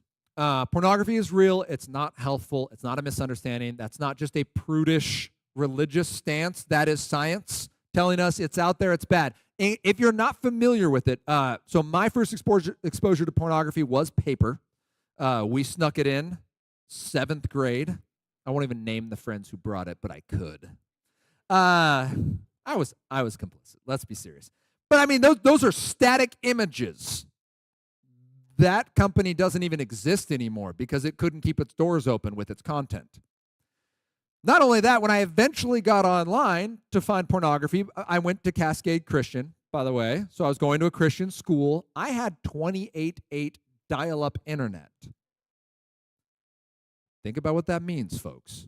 You have internet that says, he's getting online every time you go online, and it takes time. You're not making fast mistakes with 28.8, right? That baby's going, and then you have to wait, and then you're online, and now you have to find your mistakes, and they take time to download at 28.8. That's kilobytes per second, by the way. You got 1,000 of those in a megabyte. That's the speed I'm working at. I still managed to find pornography on purpose going to a Christian school with dial-up internet. Your child has a smartphone. They can enter a couple letters on accident and end up with pornography that will sear their retinas, okay? That is not the same beast that we were dealing with 20-some-odd years ago. Just know that. Pornography is, again, I mentioned my smartphone is super locked down. Covenant Eyes is something I like to use. We'll talk about that in a minute.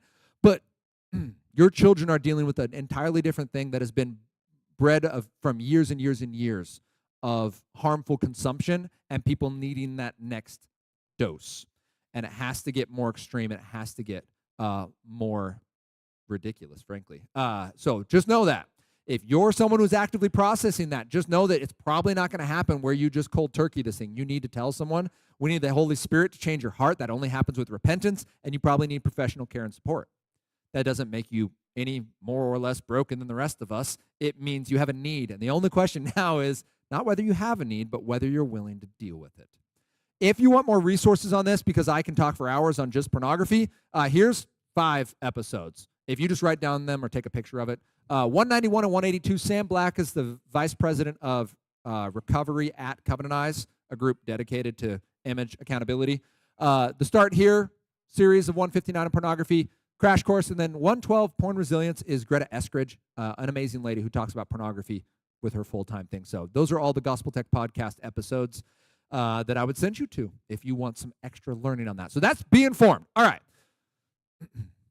Now we need to talk about it. Like, we got enough information. We kind of know, all right, it is actually bad on a scientific level. You're going to meet people who are like, well, the only thing that's bad is consent. Like, no, that's not what we said. That is bad. Yes, human trafficking, all that stuff, real bad. But it's bad for our brains, our society, our relationships, our marriages, our children. Like, it's not helping anyone. And when it does help, because you'll find like, but what about this niche study that we found from 15 years ago? Be like, yeah. That was all violent criminals and pedophiles. That, like, yes, compared to that, this is good. Like, but that's not our standard for our children. Like, please, like, let's use some healthy people and see how it impacts them. Anyway, I could go on that for a while. I won't even say the example. All right, what is pornography? We need a definition. We need words to say. Here's something you could say. Pornography means pictures, videos, or even cartoons of people with little or no clothes on that focus on the private parts of the body we keep covered up with a swimsuit. That's from a book called Good Pictures, Bad Pictures. It's awesome. Get it. Read it with your kids up to about 10 or 11. They have a Good Pictures, Bad Pictures Junior. I'll put the picture up here in a little bit. It's good with the kids down to 5 or 6. You don't have to say the word pornography. It doesn't matter what you say. The kids don't know that word. I would encourage you to fill it in at some point. My 8-year-old son was looking over my shoulder when I was going through my slides today. He saw the word pornography. He's got a very high lexile level. He was able to read the word pornography, and it wasn't the first time, right? He knows that word. Now, I'll say this. Sam Black, Covenant Eyes says you don't have to worry about messing up your kid or causing undue curiosity and ruining them. Unless your only conversation about pornography is, don't look at porn. And they'll be like, I don't know what just happened. Like, was I already looking at it? What is it? I better go ask Reddit. That's where you're going to get into it. That's why we're going to have the whole conversation. We're going to tell them what it is. Yeah, you can go to the next one because there's actually a biblical conversation. Start here. Matthew 5:28, Jesus says, but I say to you that everyone who looks at a woman with lustful intent has already committed adultery with her in his heart. I really, really want to emphasize this. Jesus cares about our heart. It doesn't matter if she's naked. Jesus was talking to a culture that's much closer to Afghanistan, controlled by the Taliban, than modern America. These are women in full coverings. Uncovering your hair is something women do for their husbands on their wedding night. That's the level of woman that they are seeing when he says, if you lust after her, meaning these guys are just turning their hearts and saying, I'm choosing to use you for my selfish gratification. I can't see anything other than flowing robes, but I've got an imagination. Jesus goes, yeah, adultery in your heart, that's a sin. For you, that's porn. I need to share that with you because I don't care if it's a JCPenney's catalog or actually someplace with porn in the title. If it's pornography, if it's doing it to your heart, I don't want you to hear me saying, so I can watch whatever I want as long as I don't lust. No. If you can see actual naked people committing acts of marriage that you're not participating in a covenant before God, and not feel any kind of twitterpation, something's broken. You are the weaker brother or sister, and that becomes the point for conversation. You're designed for it. It's excellent. I'm not giving you license. I'm telling you. The heart is the issue. You're supposed to feel something. Don't cheat it. Don't get cute with it. Don't use it outside of its design context in marriage, man and a woman before God. It's a beautiful echo. It's a metaphor of our marriage to Christ. Don't get weird with that either, but just know you're not married in heaven. You don't have a husband or a wife. You are the bride of Christ collectively. Marriage is supposed to be two people becoming one, and it's an echo of what's going to be happening in eternity. That's all I've got. That's all the Bible says. It started with a wedding and it ends with one. Read Revelation. But that's what we're talking about with pornography. Pornography is that deep of a lie. It's about the very identity of who we are and what can make us happy. And that's why we want to make sure we turn to Scripture to deal with it. So be medical, matter of fact, and move on at Birds, _. That's not an accident. They have a _Bs. You can just Google them if you're not on Instagram. I'm not going to tell you to join social media, follow these people. But it's a mom-grandma combo. They do an awesome job. That's what they'd say. You want to talk about porn? Great. Be medical. Talk about the body parts and say the body parts. By the way, Grace Training is a group that comes around to stop abuse in church situations, specifically working with children's programs. They do awesome. Number one thing they'll say is, name all the body parts, the actual body parts. Say the words out loud. You have to, especially if your kid is in digital spaces. Because what they'll tell you is when we get into prosecuting people, one of the major reasons it falls through is that kiddo doesn't have the words and the court can't make a decision because they don't know what that word means. And the kid doesn't know another word to say. Your child, I know that's a really depressing point to bring up, but in order to keep your child safe, they need the words so at least we can prosecute properly. Like that's the level we're talking about in a world where 9% of kids are approached by adults in digital spaces. So be medical, be matter of fact, move on. No, keep going, you're good. Example. Here's an example you could say. This is Greta Eskridge, I love it. Just like we don't show strangers our private parts, we don't want to see other people's private parts. I love that. Next. If we ever see those pictures or movies on a computer or a phone, or if someone shows those images to us, we look away, go tell a safe grown-up what we saw. And then we go, what we saw. You won't be in trouble for seeing it. Talking about it is how we keep you safe. I love, love, love this. It doesn't put any onus on you for like, I've never made this mistake, so just be more like me. You're simply stating facts. Hey, it's bad for you. I love you a lot. Please come and tell me because you're not going to be in trouble, even if you looked at it yourself, even if you did that on purpose multiple times. A guy named Chris McKenna with Protect Young Eyes has a great line on this. He's like, if your kid comes and tells you that they've been doing this, you celebrate like they just got straight A's. Right? This is the prodigal son or daughter coming home and saying, I hate this and I love you. Would you please love me? Right? That's amazing. You give that kid, I don't take him out for Sunday. Like you go out, whatever you need to do, go celebrate the fact that this child of yours who was dead is now alive. and wants new life and hope, and that you get to be part of that journey. It's scary. It's not awesome. It's not what we want for our children, but it is what needs to happen when death enters their life. We need to pull it up. So that's an example of a conversation. The third thing we need to do, we need to be informed. We need to know how to talk about it. So those are some actual like talking point words you can say. We need to make a plan. Run, tell, remember. This is good pictures, bad pictures way of handling it, and I love it. You run away, run like Joseph. You tell a caring adult, you're going to know who that person is. Like you're going to go tell aunt and uncle, you're going to tell mom or dad, you're going to tell your counselor, you're going to tell whoever is the safe person for your child, and they're going to have a script. It's going to be, mom or dad, when I was, whatever the location is, in the gym, in the hallway, on the bus, in class, at Joey's, down the street, in my room, around the corner, in the car, on a car trip. By the way, these are all times I know individuals who have experienced pornography. So they're going to tell you where, and then just what did they see? Sometimes it's not actually porn. It's just something that made them feel uncomfortable, and they want to tell you to get it off their chest. We asked our two sons, hey, we've talked about this a lot, guys, but have you seen any of those images we've talked about with pornography? Oldest one goes, no. Middle one goes, yeah. Like, okay, all right, glad we asked. Where? He's like, oh, in that magazine. Like, would you mind grabbing that for me? Runs out of the room. Runs back with a National Geographic from 1988. Opens it up, and there's some people not wearing clothes. But keep in mind, so, right, first reaction is, oh, it's a National Geographic. Second reaction is, you knew right where that magazine was and the page. Like, all right, cool. I'm going to go ahead and take this. I'm going to go set that aside and, like, rip those pages out later.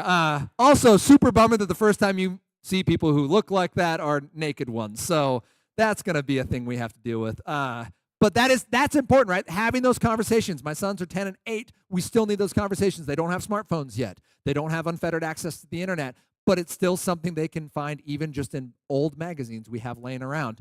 The last piece is remember. So you can go to this next slide. We say no and go. That's the good picture, bad picture phrasing. Mom, when I was, and then remember whose you are. This idea as Christians that we have an identity beyond our mistakes, that our mistakes don't define us. They describe us. So great, this is something you have seen now. Bummer. And your repentance from this, your coming to me, also describes you. Definition of you, though, is you're a child of God. You are bought and paid for. Your life is no longer your own and now is buried in Christ, and you are his. That's amazing news that we need to remind our kids in whatever words we can. You don't have to give them a sermon every time, but recognizing them, loving them, putting up loving boundaries, as we'll talk about next time, call them building hedges. That's loving. That's not hateful. That's not fearful. It's because you like them and want them to stay well. So that's how we can do this. Some bonus resources. I promise this. I'll go through them quick, but I promise some of these. The first is Good Pictures, Bad Pictures. This is what the junior cover looks like. You can find them on Amazon, about $15. Solid book, Pornography Protection, specifically for teenagers and adults. Covenant Eyes does a great job. Let's talk about not on an iPhone. I know, I have an iPhone, but it's so locked down it basically works like it's not an iPhone, except I'm in group messages.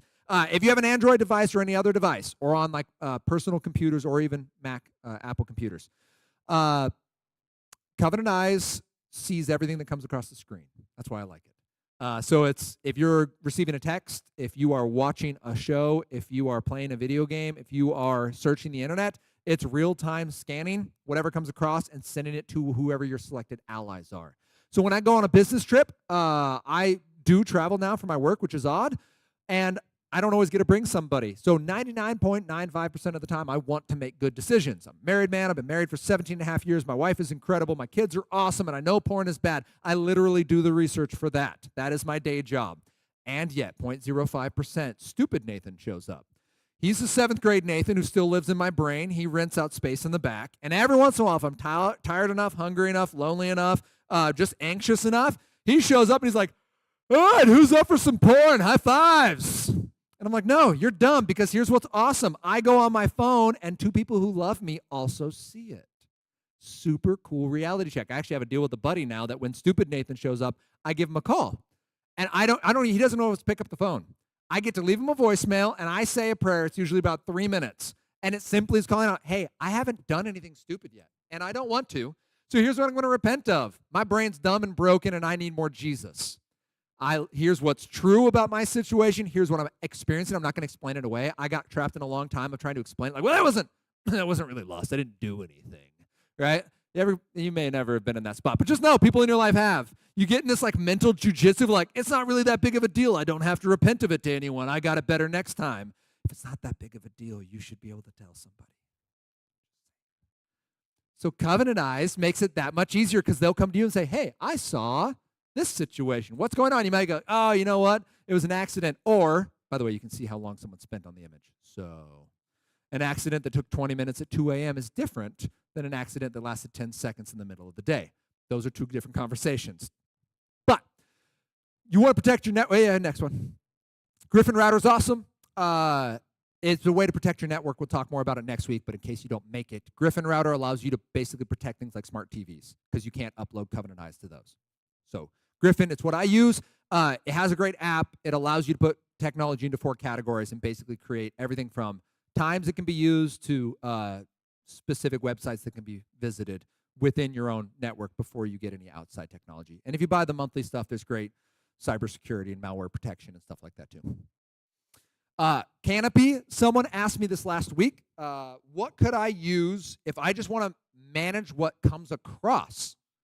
I don't want this device to produce pornography. I don't want it to be a decision. I don't want it to be a conversation. I don't want to have to fight it. By the way, I would never say this as your primary source. Like, if you need to be building up kids who are porn resilient, don't just assume they're going to be able to be porn proof because at some point some silly kid on a bus is going to show them something. So this is cool, though, especially for grandparents. You download it. The left side is with Canopy. The right side is without. So you're still going to see swimsuits, right? That's going to happen. But if it's too suggestive, in fact, if you search a website that has pornography on it, it just won't bring up the website. I love that. That's AI finally doing something useful. Woo! So go check out something like Canopy, just canopy.us. It's a great option. Ad blocker. If you use YouTube, you either need to use premium or have an ad blocker. Ads are completely uncontrolled. They are nuts. I was prepping to show my kids some Dude Perfect because they love Dude Perfect. That's something where they come away with more love, joy, peace, patience. My kids watch Dude Perfect, and they come away and just like want to run around outside. That and Wild Kratts. If you've never seen Wild Kratts, Wild Kratts is like, it's an older animated thing about nature. But they watch Wild Kratts and like, let's go stare at bugs for the next hour. I'm like, cool. This is nuts, but all right, like that worked. It's like propaganda for nature. Go. Ad blocker, though, is going to help you if you go watch some of this stuff, not get those ads. I like it. I've used it because I was pulling up some Dude Perfect for my kids, and the ad for The Exorcist came up. And in the 5 seconds before I could skip it, this girl coughs up her heart. And I was like, what just happened on my computer? Like, I hate horror movies. I have never watched a whole horror movie. I do not enjoy them. They're not fun for me. This was a terribly placed ad. And it popped up while we were watching just Dude Perfect videos. So get an ad blocker, please. Or buy premium if you want to follow the rules and the pay structures. I'm for that. Go nuts. But that's a big thing. Some people to follow, at birds_bees, at mompopmodern. Fightthenewdrug.org is great on the research side. Don't go there if you have a current issue with pornography. At least don't go by yourself. It's not helpful. It'll just be super triggering. Read The Brain That Changes Itself by Norman Doidge. I'll talk more about that next week, but it's a cool book. Skip the porn chapter if you have porn issues, because he basically just talks about a bunch of people who scorch their brains using pornography. But it is super interesting about how our choices drive our brains, not the other way around. Behavioralism isn't what we thought it was in psychology. All right, talking to your neighbor, second to last time. I'm only giving you 2 minutes this time, though. What would you tell your child about pornography? How will you start this conversation? Go.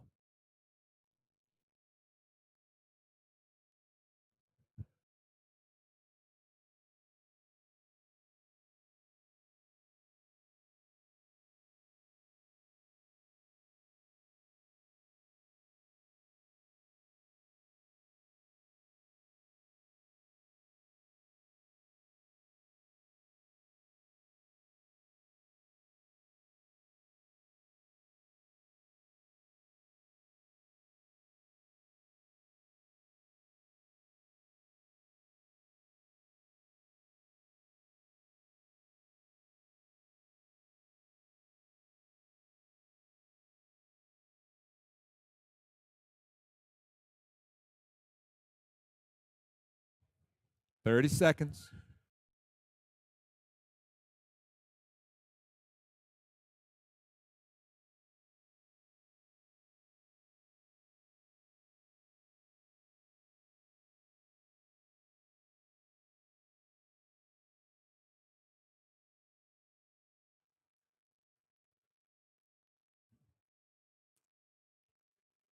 All right. You did it. You made it all the way through the pornography part. Well done. If you have any questions, write it down. That's plenty for us to at least start the conversation. But I want to tie a bow on this conversation for tonight because this is gospel tech. The entire premise here is not better tech. It's not better you. That's not why Jesus came. The point is it's gospel tech. So when we talk about this conversation, why does the gospel have to be integral to it? I do, by the way, do these conversations in public spaces. I mentioned Ridgecrest last year. It is possible to talk about technology in healthy ways without mentioning the gospel, but I am not comfortable having that be all I do. It's a bigger conversation for how the Lord brought me to this spot, but I'm convinced that all of our technology, more than defaulting to safety, needs to default to hope in Christ, that we're not finding our identity in our tech. And that's really the idea here, that the gospel is the good news that God saves sinners. There's two parts there. There's bad news, that we're sinners. Ephesians 2 sets us out. So we'll be doing Ephesians 2, 1 through 10 for this chunk, if you want to jot that down. You were dead in your trespasses and sins. That's really important. If you don't know you have a problem, then you probably don't think you need a savior. If you think you've got this thing pretty much dialed because you don't look at porn anymore, you just need to know that that's not a salvation issue. In fact, you could never look at porn and still show up in front of God on Judgment Day and be like, you stink at this, I'm way better, you should have done things my way. The goal isn't don't look at porn. The goal is love God with all your heart, soul, mind, and strength. If you don't, that's a sinner. But God is the next line. I love this part. In Ephesians 2:4, it says, but God, being rich in mercy. Not but God with lightning bolts ready to fry your sorry little face. Because of the great love with which he loved us, even when we were dead in our trespasses, made us alive with Christ. You were not saved, Christians, because you impressed God. You didn't do good enough with your porn, and then he goes, you know what? That's fine. I pick you for my intergalactic kickball team. Come be one of the chosen. Instead, you were stinking it up, and he goes, man, you're bad at this. I love you. I've done everything you need to be saved and be made into a new creation and receive the life that only I can give you. That's super important. Whoa, there we go. That's super important for this tech conversation because we're saved for the world, not from it. That's really important. Your kid is not saved from the world. It doesn't say cloister up until the Lord comes home because those people out there are nasty and you're awesome. No, in fact, it says we're God's workmanship. We, the same people who were dead in our sins, but God being rich in mercy, we were created in Christ Jesus for good works, which God prepared beforehand that we should walk in them. You were made for good works. The entire reason I do this is not so more people can hear Nathan, certainly not so more people can become like Nathan. That's the last thing we need. But instead to recognize that your call as a Christian is to look like Jesus and help other people do that. Starting with your kids, which is where this conversation really leads us. The gospel and our technology demands three things. Humility. It is impossible to be prideful and a Christian when training your children in the ways of tech. If you go, why would you do that? What is your problem? What you're saying is, why aren't you more like me? And parents, I need you to know that is their problem. They're a lot like you. The point isn't be more like me. It's to be more like Jesus. When we read about humility, we recognize again that Ephesians 2:4 that we were sinners in need of a Savior. And that humility then goes, okay, my child is a sinner first and foremost. They need to be saved by grace, so I approach them not in a why would you do this, but of course you're doing this. And what you need is more Jesus, not just more walls to keep your little sinner self in a corral. Instead, you need a new heart that wants to do better. Because we need to be made alive together with Christ. I need Jesus, and I'm humble enough to realize I need a Savior. If I don't realize I need a Savior, I'm not saved. And I'm going to do an awfully bad job of helping you find Jesus if I haven't found him. That is the blind leading the blind piece. When Jesus says, I didn't come for the well, but for the sick, he wasn't telling the Pharisees, you guys are all good. I'm here for those bad ones. He's like, I'm not here to help people who don't think they have a problem. He calls them whitewashed tombs, sons of Satan, a lot of other things. But we are made alive with Christ because it demands humility. The second then is we have a biblical standard for our tech.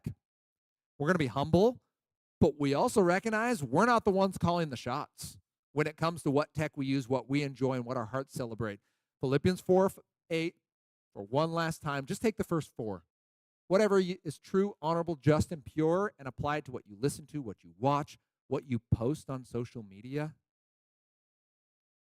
Think about that. What if just like 10% of Twitter double-checked with that before they post? It would be epic. The world would be different. Even if you could just get down true. But that's probably too much. If you could just go honorable, just, and pure, that'd be incredible. Which brings us then to this last point, is that we're not using our tech for hope. If I'm a new creation, 1 John 4:19 says that I love because I was first loved. So if that's why I use my social media, because I'm already okay, that's why I'm posting, that's why I'm asking, that's why I'm playing, that's why I'm watching, is because I'm already all right. And when I'm not all right, I run to Jesus for my hope, not to chocolate chip cookies, my personal favorite, or to the internet to feel better. Then that in turn prepares me to love my kids better, and that's the reason the gospel is the first thing we hear about gospel tech, is because we're going to love God first and use tech from that, not the other way around. We're not going to love tech and try to use God to join our plans, and we're going to raise up kids who do the same. That is our hope, is that we can raise kids who love God and use tech. All right, final conversation piece. What does it look like to use tech from hope rather than for hope? 1 minute, and then we're going to go to our Q&A. Go.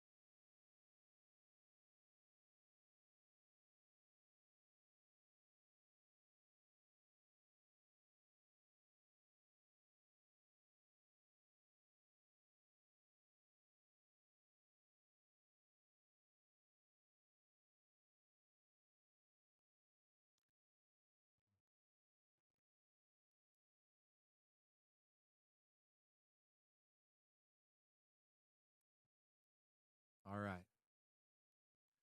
10 seconds. Let's wrap it up. A minute goes quick.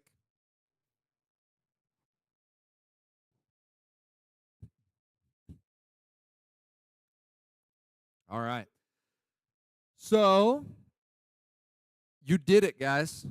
Here's your assignment, though. Read those notes tomorrow. 8th grade teacher in me is telling you, you will remember some of it if you just leave and never think about it again. Read those notes, you're going to remember for a month. If you watch the video again, there's a live stream happening now, and then a recorded version. That'll even be better. That's a lot to ask. I get it. You can, by the way, just play the stream like a podcast.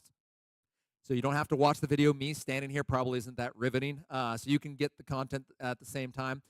Listen to the Gospel Tech Podcast. If you have questions, if you have concerns, if you want a refresher, the Gospel Tech Podcast is entering episode 198, 199, something like that. That's so many words, guys. I've said so many words to the internet.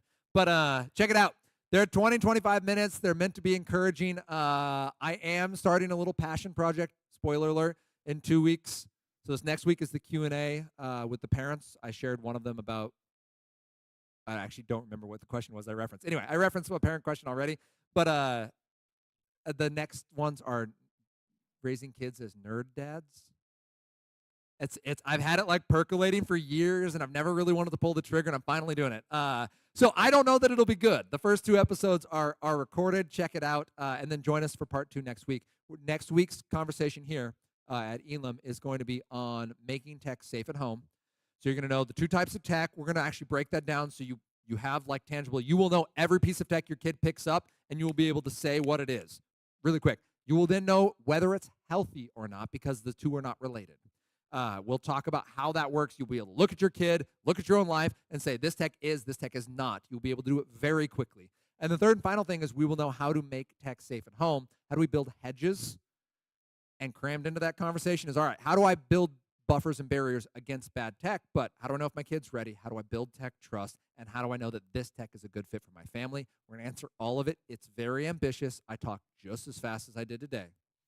There's lots of words that go into that, but that is our next conversation, so please do join us for that. With that being said, there's a microphone. You can ask me some questions. I will at least respond. Again, I may not have question and answer, but I have Q&R, and I'd love to do that. And we, based on our start time, we still have 20 minutes. If you have to go get kids or something, that's cool. But any questions?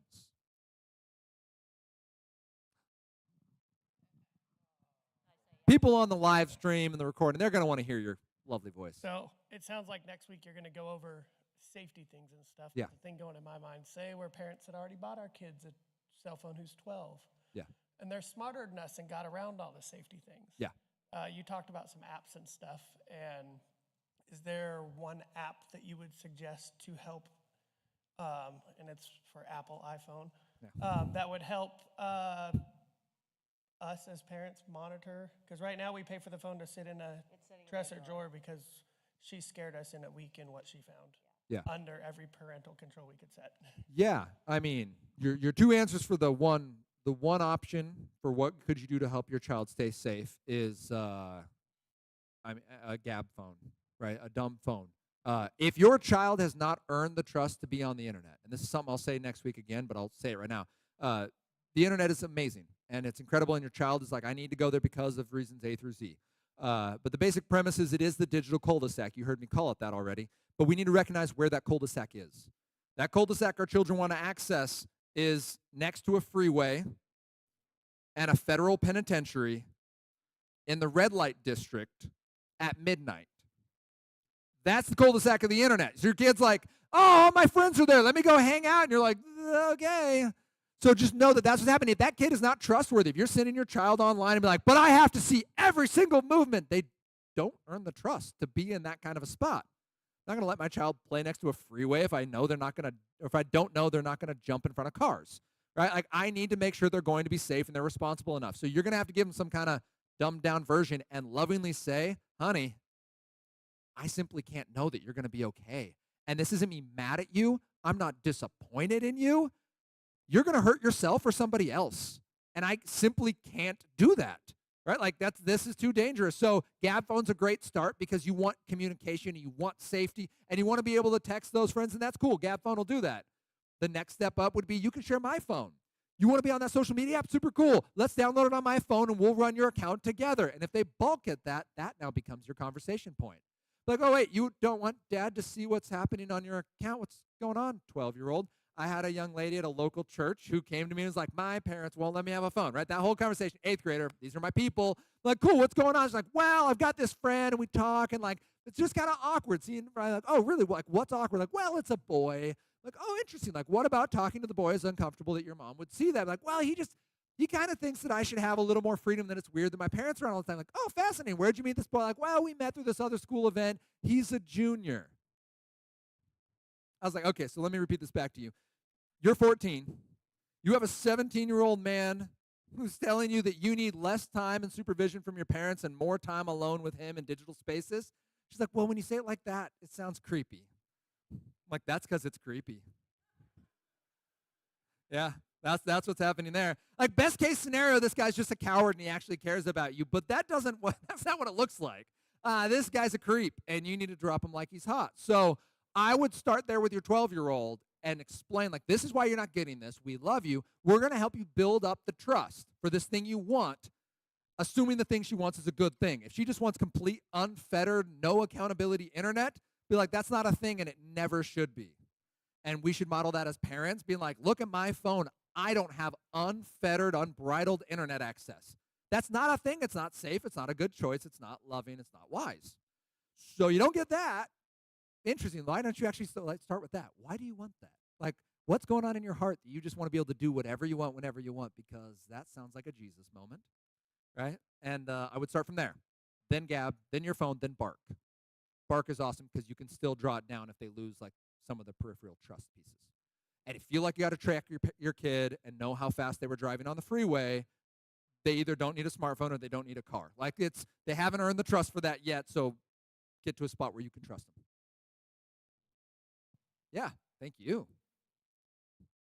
So I have a question with how do you engage with your children's friends' parents when you may have an app that you don't mind your child engaging with somebody that you know, oh, we're really good friends, so I don't mind my daughter talking to your daughter on like kids' Facebook Messenger because the moms are in the background waving to each other and chatting, and you're having other friends in school wanting to approach and say, hey, my kid wants to be your friend on Facebook Messenger. What can we do with that? And say, you know, how do you do that in a gospel way of saying you want to be kind to everybody, Sure. but there's limits to safety, and I don't know what your kids talk about. So how do you navigate that conversation, or even just say, I want to slowly disengage with the app entirely to avoid that situation? I don't know. So that's kind of where we're at. No, this is huge. I think there's really two parts to that. There's the how do we talk about our tech limits and freedoms with people that aren't our children? This is going to happen. Folks, we're heading up to Thanksgiving. Guess what? Cousins, aunts, uncles, grandma, grandpa are going to be coming over. They all have different tech opinions than you. All levels of different tech health. In fact, that and Christmas are going to be the two most common times your children run into pornography and adult themes is through their cousins and friends who are talking about all the stuff, and they're all super curious, and they usually get a lot more lax freedom. So addressing that with family is really awkward, but it does need to happen. You are being loving. You don't have to be judgmental. You're speaking from my family is allowed A, B, and C. I'm generally on the lower end. We just had lovely new neighbors move in. They've got 3 kiddos, boy, girl, just like us, and 8, 6, and 3. So 1 year younger than each of ours, or 9, 6, and 3, 9, 7, 3, whatever my kids are, 1 year younger. Don't do math on a stage, people. It's terrible. But that conversation's really awkward, right? Of like, this is like my living, and it still just kills me to be like, so here's the deal. One of their adorable 9-year-old came over and was like, can your sons come play video games? Right? And be like, oh, here's the deal. No. Right? Like I can't explain to a 9-year-old the reasoning, but like, no, I'll talk to your dad. Right? And be like, so here's the deal. I'm super unhealthy. My kids don't play video games. But like, come over and flip out Star Wars characters with us and get bored into a nap. But that second piece then is, okay, we allow this amount. Who do we play with? Like, okay, so my kid can play this game, but only with these certain people. First, you need some accountability on that, so you can see what's coming through messaging. Bark is great for that, as long as it's not an iPhone. Get a Google Pixel or something else that's stellar. And then, secondly, yeah, you do just have to be direct. Be like, hey, like that's great. Here's our ground rules. You have to be in the room with them. You have to. We're only allowed this much. I see everything my child like. Whatever your ground rules are, you need to be very clear. And if they're like, that's weird, why would you do that? What an awesome opportunity to talk about your love for your child and the knowledge. This is becoming much more normal, by the way. If you compare my talks on the subject after COVID than before COVID, before parents got 2 straight years of watching their children on screens, 3/4 of my talks was research. And why, like, I'm not wearing a tinfoil hat. This is a real thing. It's not great for our kids. And now it's almost like, no, it's okay. Like, we can do this. We can be loving and, like, give our kids technology, not all of them, but sometimes. So be clear, know what you actually stand for, and train your kid to say the words if you have to intervene and if there's someone who's just flat out not safe, let me pray on that. If your kid's in that space and someone you know isn't safe wants to communicate with them, that would be a time for prayer. You either directly say, like, listen, you can't be kind on the playground. Like, we love you. We'd love to have you over. You can't be on digital space. Or it's where you pull the plug and be like, you know what? That is too far. Like, we're going to have to let this blow over, and we're going to, like, switch those kids to text on a different device. Like, it would depend what the safety situation. I know they can be so varied, but that would be my two-part answer on that. Yeah.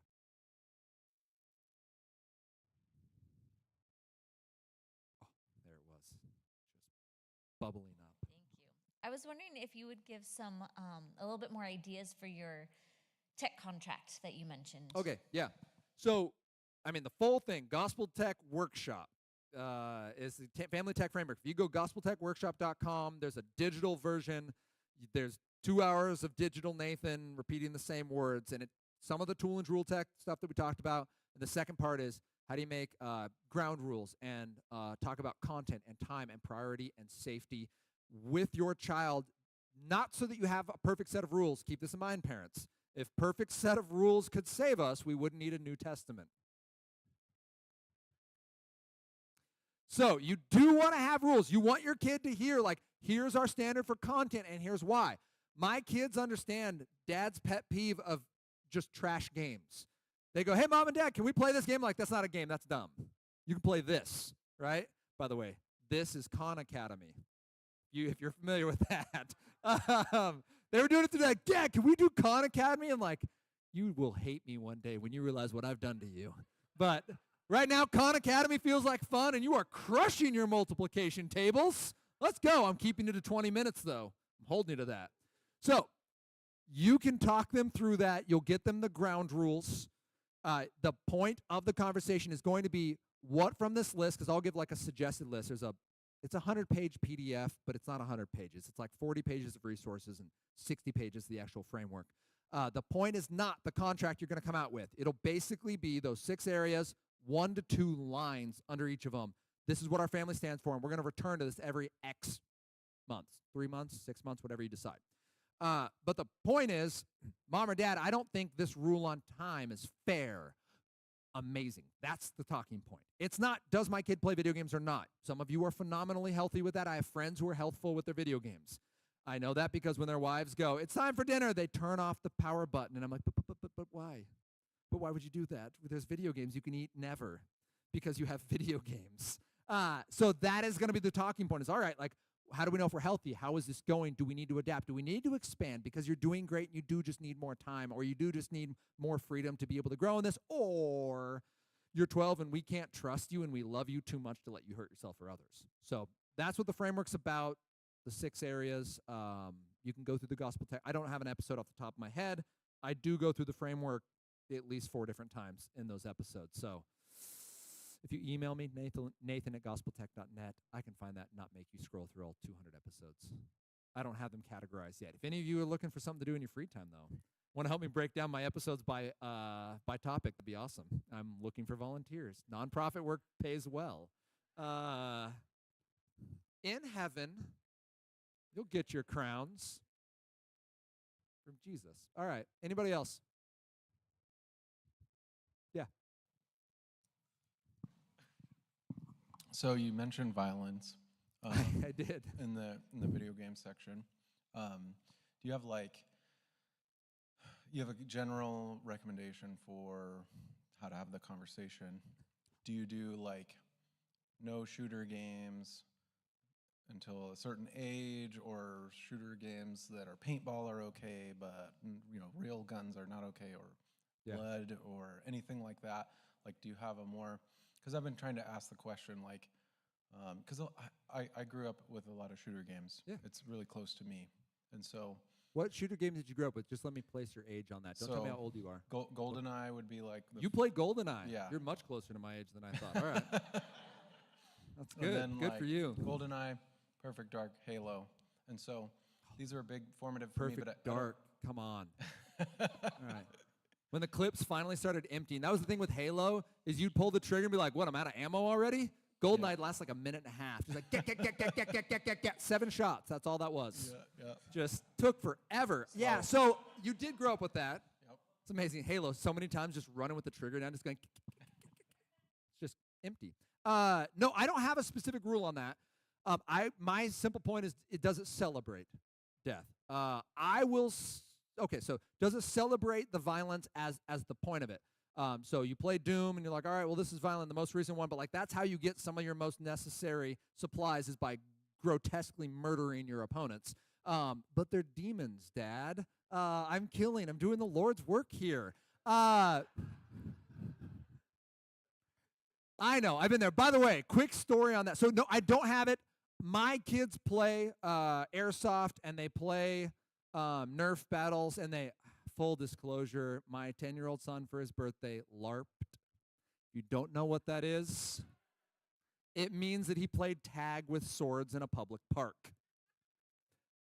And I may have played, because I'm a loving father and I need to model the way he should go. And I almost pulled a hammy because I was like, today's not the day a 10-year-old catches me. I'm finding that next gear. But that in my family is okay. But we do have limits on, like, even the imaginary games they play with Legos. I'm like, whoa, whoa, whoa, whoa, whoa. The things you're saying with your mouth are not things we are going to celebrate, right? So let's draw that down a peg. I'm okay with those things, but I have friends, especially friends who have had trauma, similar with, like, what magic are you going to let be in a game? I'm okay with a certain amount of magic, but there comes a point where, like, that's too real. And I tell my sons all the time, like, the difference with magic is when you're trying to use nature to your will, right? Like, that's not the way the Holy Spirit works. The Holy Spirit is, I submit myself to God's will, and God does whatever he wants. So magic gets weird in there, violence the same way. If this is now me celebrating violence that isn't acceptable, or if the purpose isn't acceptable. I mentioned someone earlier, there's a board game where there's no good guys. It's a cool game. My sons are like, why can't we play that? It's incredible. I'm like, yeah, it looks awesome. There's no good guys. There's just the less bad guys and the super bad guys. You're not even fighting for civilization, actually. The whole premise of the game is genocide. I'm like, no, we're not going to play that game. Like, that's a dumb game. Quick word on that. My dad, growing up, said, son, don't play Doom. I'm like, yeah, Dad, whatever. Immediately spent all my time trying to figure out how to get a Doom bat file on a 3.5 floppy. It's too big, by the way. Spoiler alert, it's a 5 meg file. You can't get it on a 3 meg disk. But I tried. Zip drives and anything I could do to get this going. Finally, one day, we got a new computer from Costco. It came with Doom. I failed to tell my father. I installed it. I was playing it with a buddy. We were crushing some goblins with the double-barreled shotgun. Look up, my dad is there. I have no idea how long my father's been standing watching this. There's no, by the way, excuses, no conversation at this point. It was very clear. He's just watching. My dad was not a man for yelling. We stopped playing. He just hits eject, takes the CD, snaps it in half, drops it in the trash bin, and walks away. We've never spoken about it again. There wasn't a big need to, like, say any words. I just kind of sit there and go, so you want to, like, go play outside or something? Yeah, cool. So just know that taking direct, clear, loving action with your child, should it get out of hand, is absolutely appropriate. But, like, the level that it can come from Splatoon, where you're playing with paint and covering everything, to Fortnite that I mentioned is like Nerf and Airsoft, but you scream and build, to absolute bedlam where you are dismembering your opponents and getting rewarded for that. There needs to be a line. I have mine. But what's more important than did you see it or play it is why and what were you doing with that and how are we going to discern that, and can you be okay finding joy in other things and other games? That's really what we're trying to get down to, more than don't play a game with a realistic looking gun, because yeah, that's probably not the heart issue we're dealing with. Okay, yeah, this might be our last for time. Yeah. Let people go get their kids. What if they say, all my friends are on quote unquote this game or on Xbox, and the only way I can talk to them or hang out with them is by spending multiple hours talking with them? Known from experience. Yeah. Your own life or your own kids?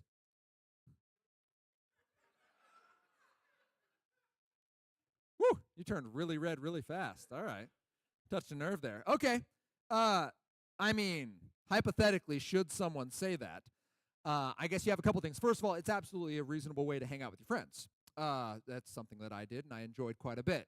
The catch comes is when that's the only spot your friends are willing to hang out with you. So you say, hey, we have a really good time. Who wants to hang out later? Who wants to switch to this other game? Who wants to do anything else in life other than just play Siege? And they go, no, that's cool. Just come back when you're ready to play some more. Those aren't your friends.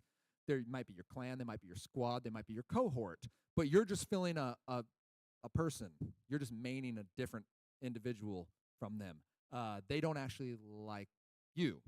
And that's really tricky, because I have had lots of people come to me like, well, my kid has to be in this space because that's where all his friends are, and this is the game, Siege being one of them.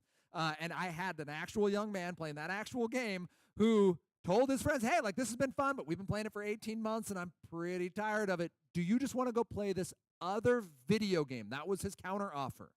They said, no, come back when you want to play Siege. Those aren't his friends.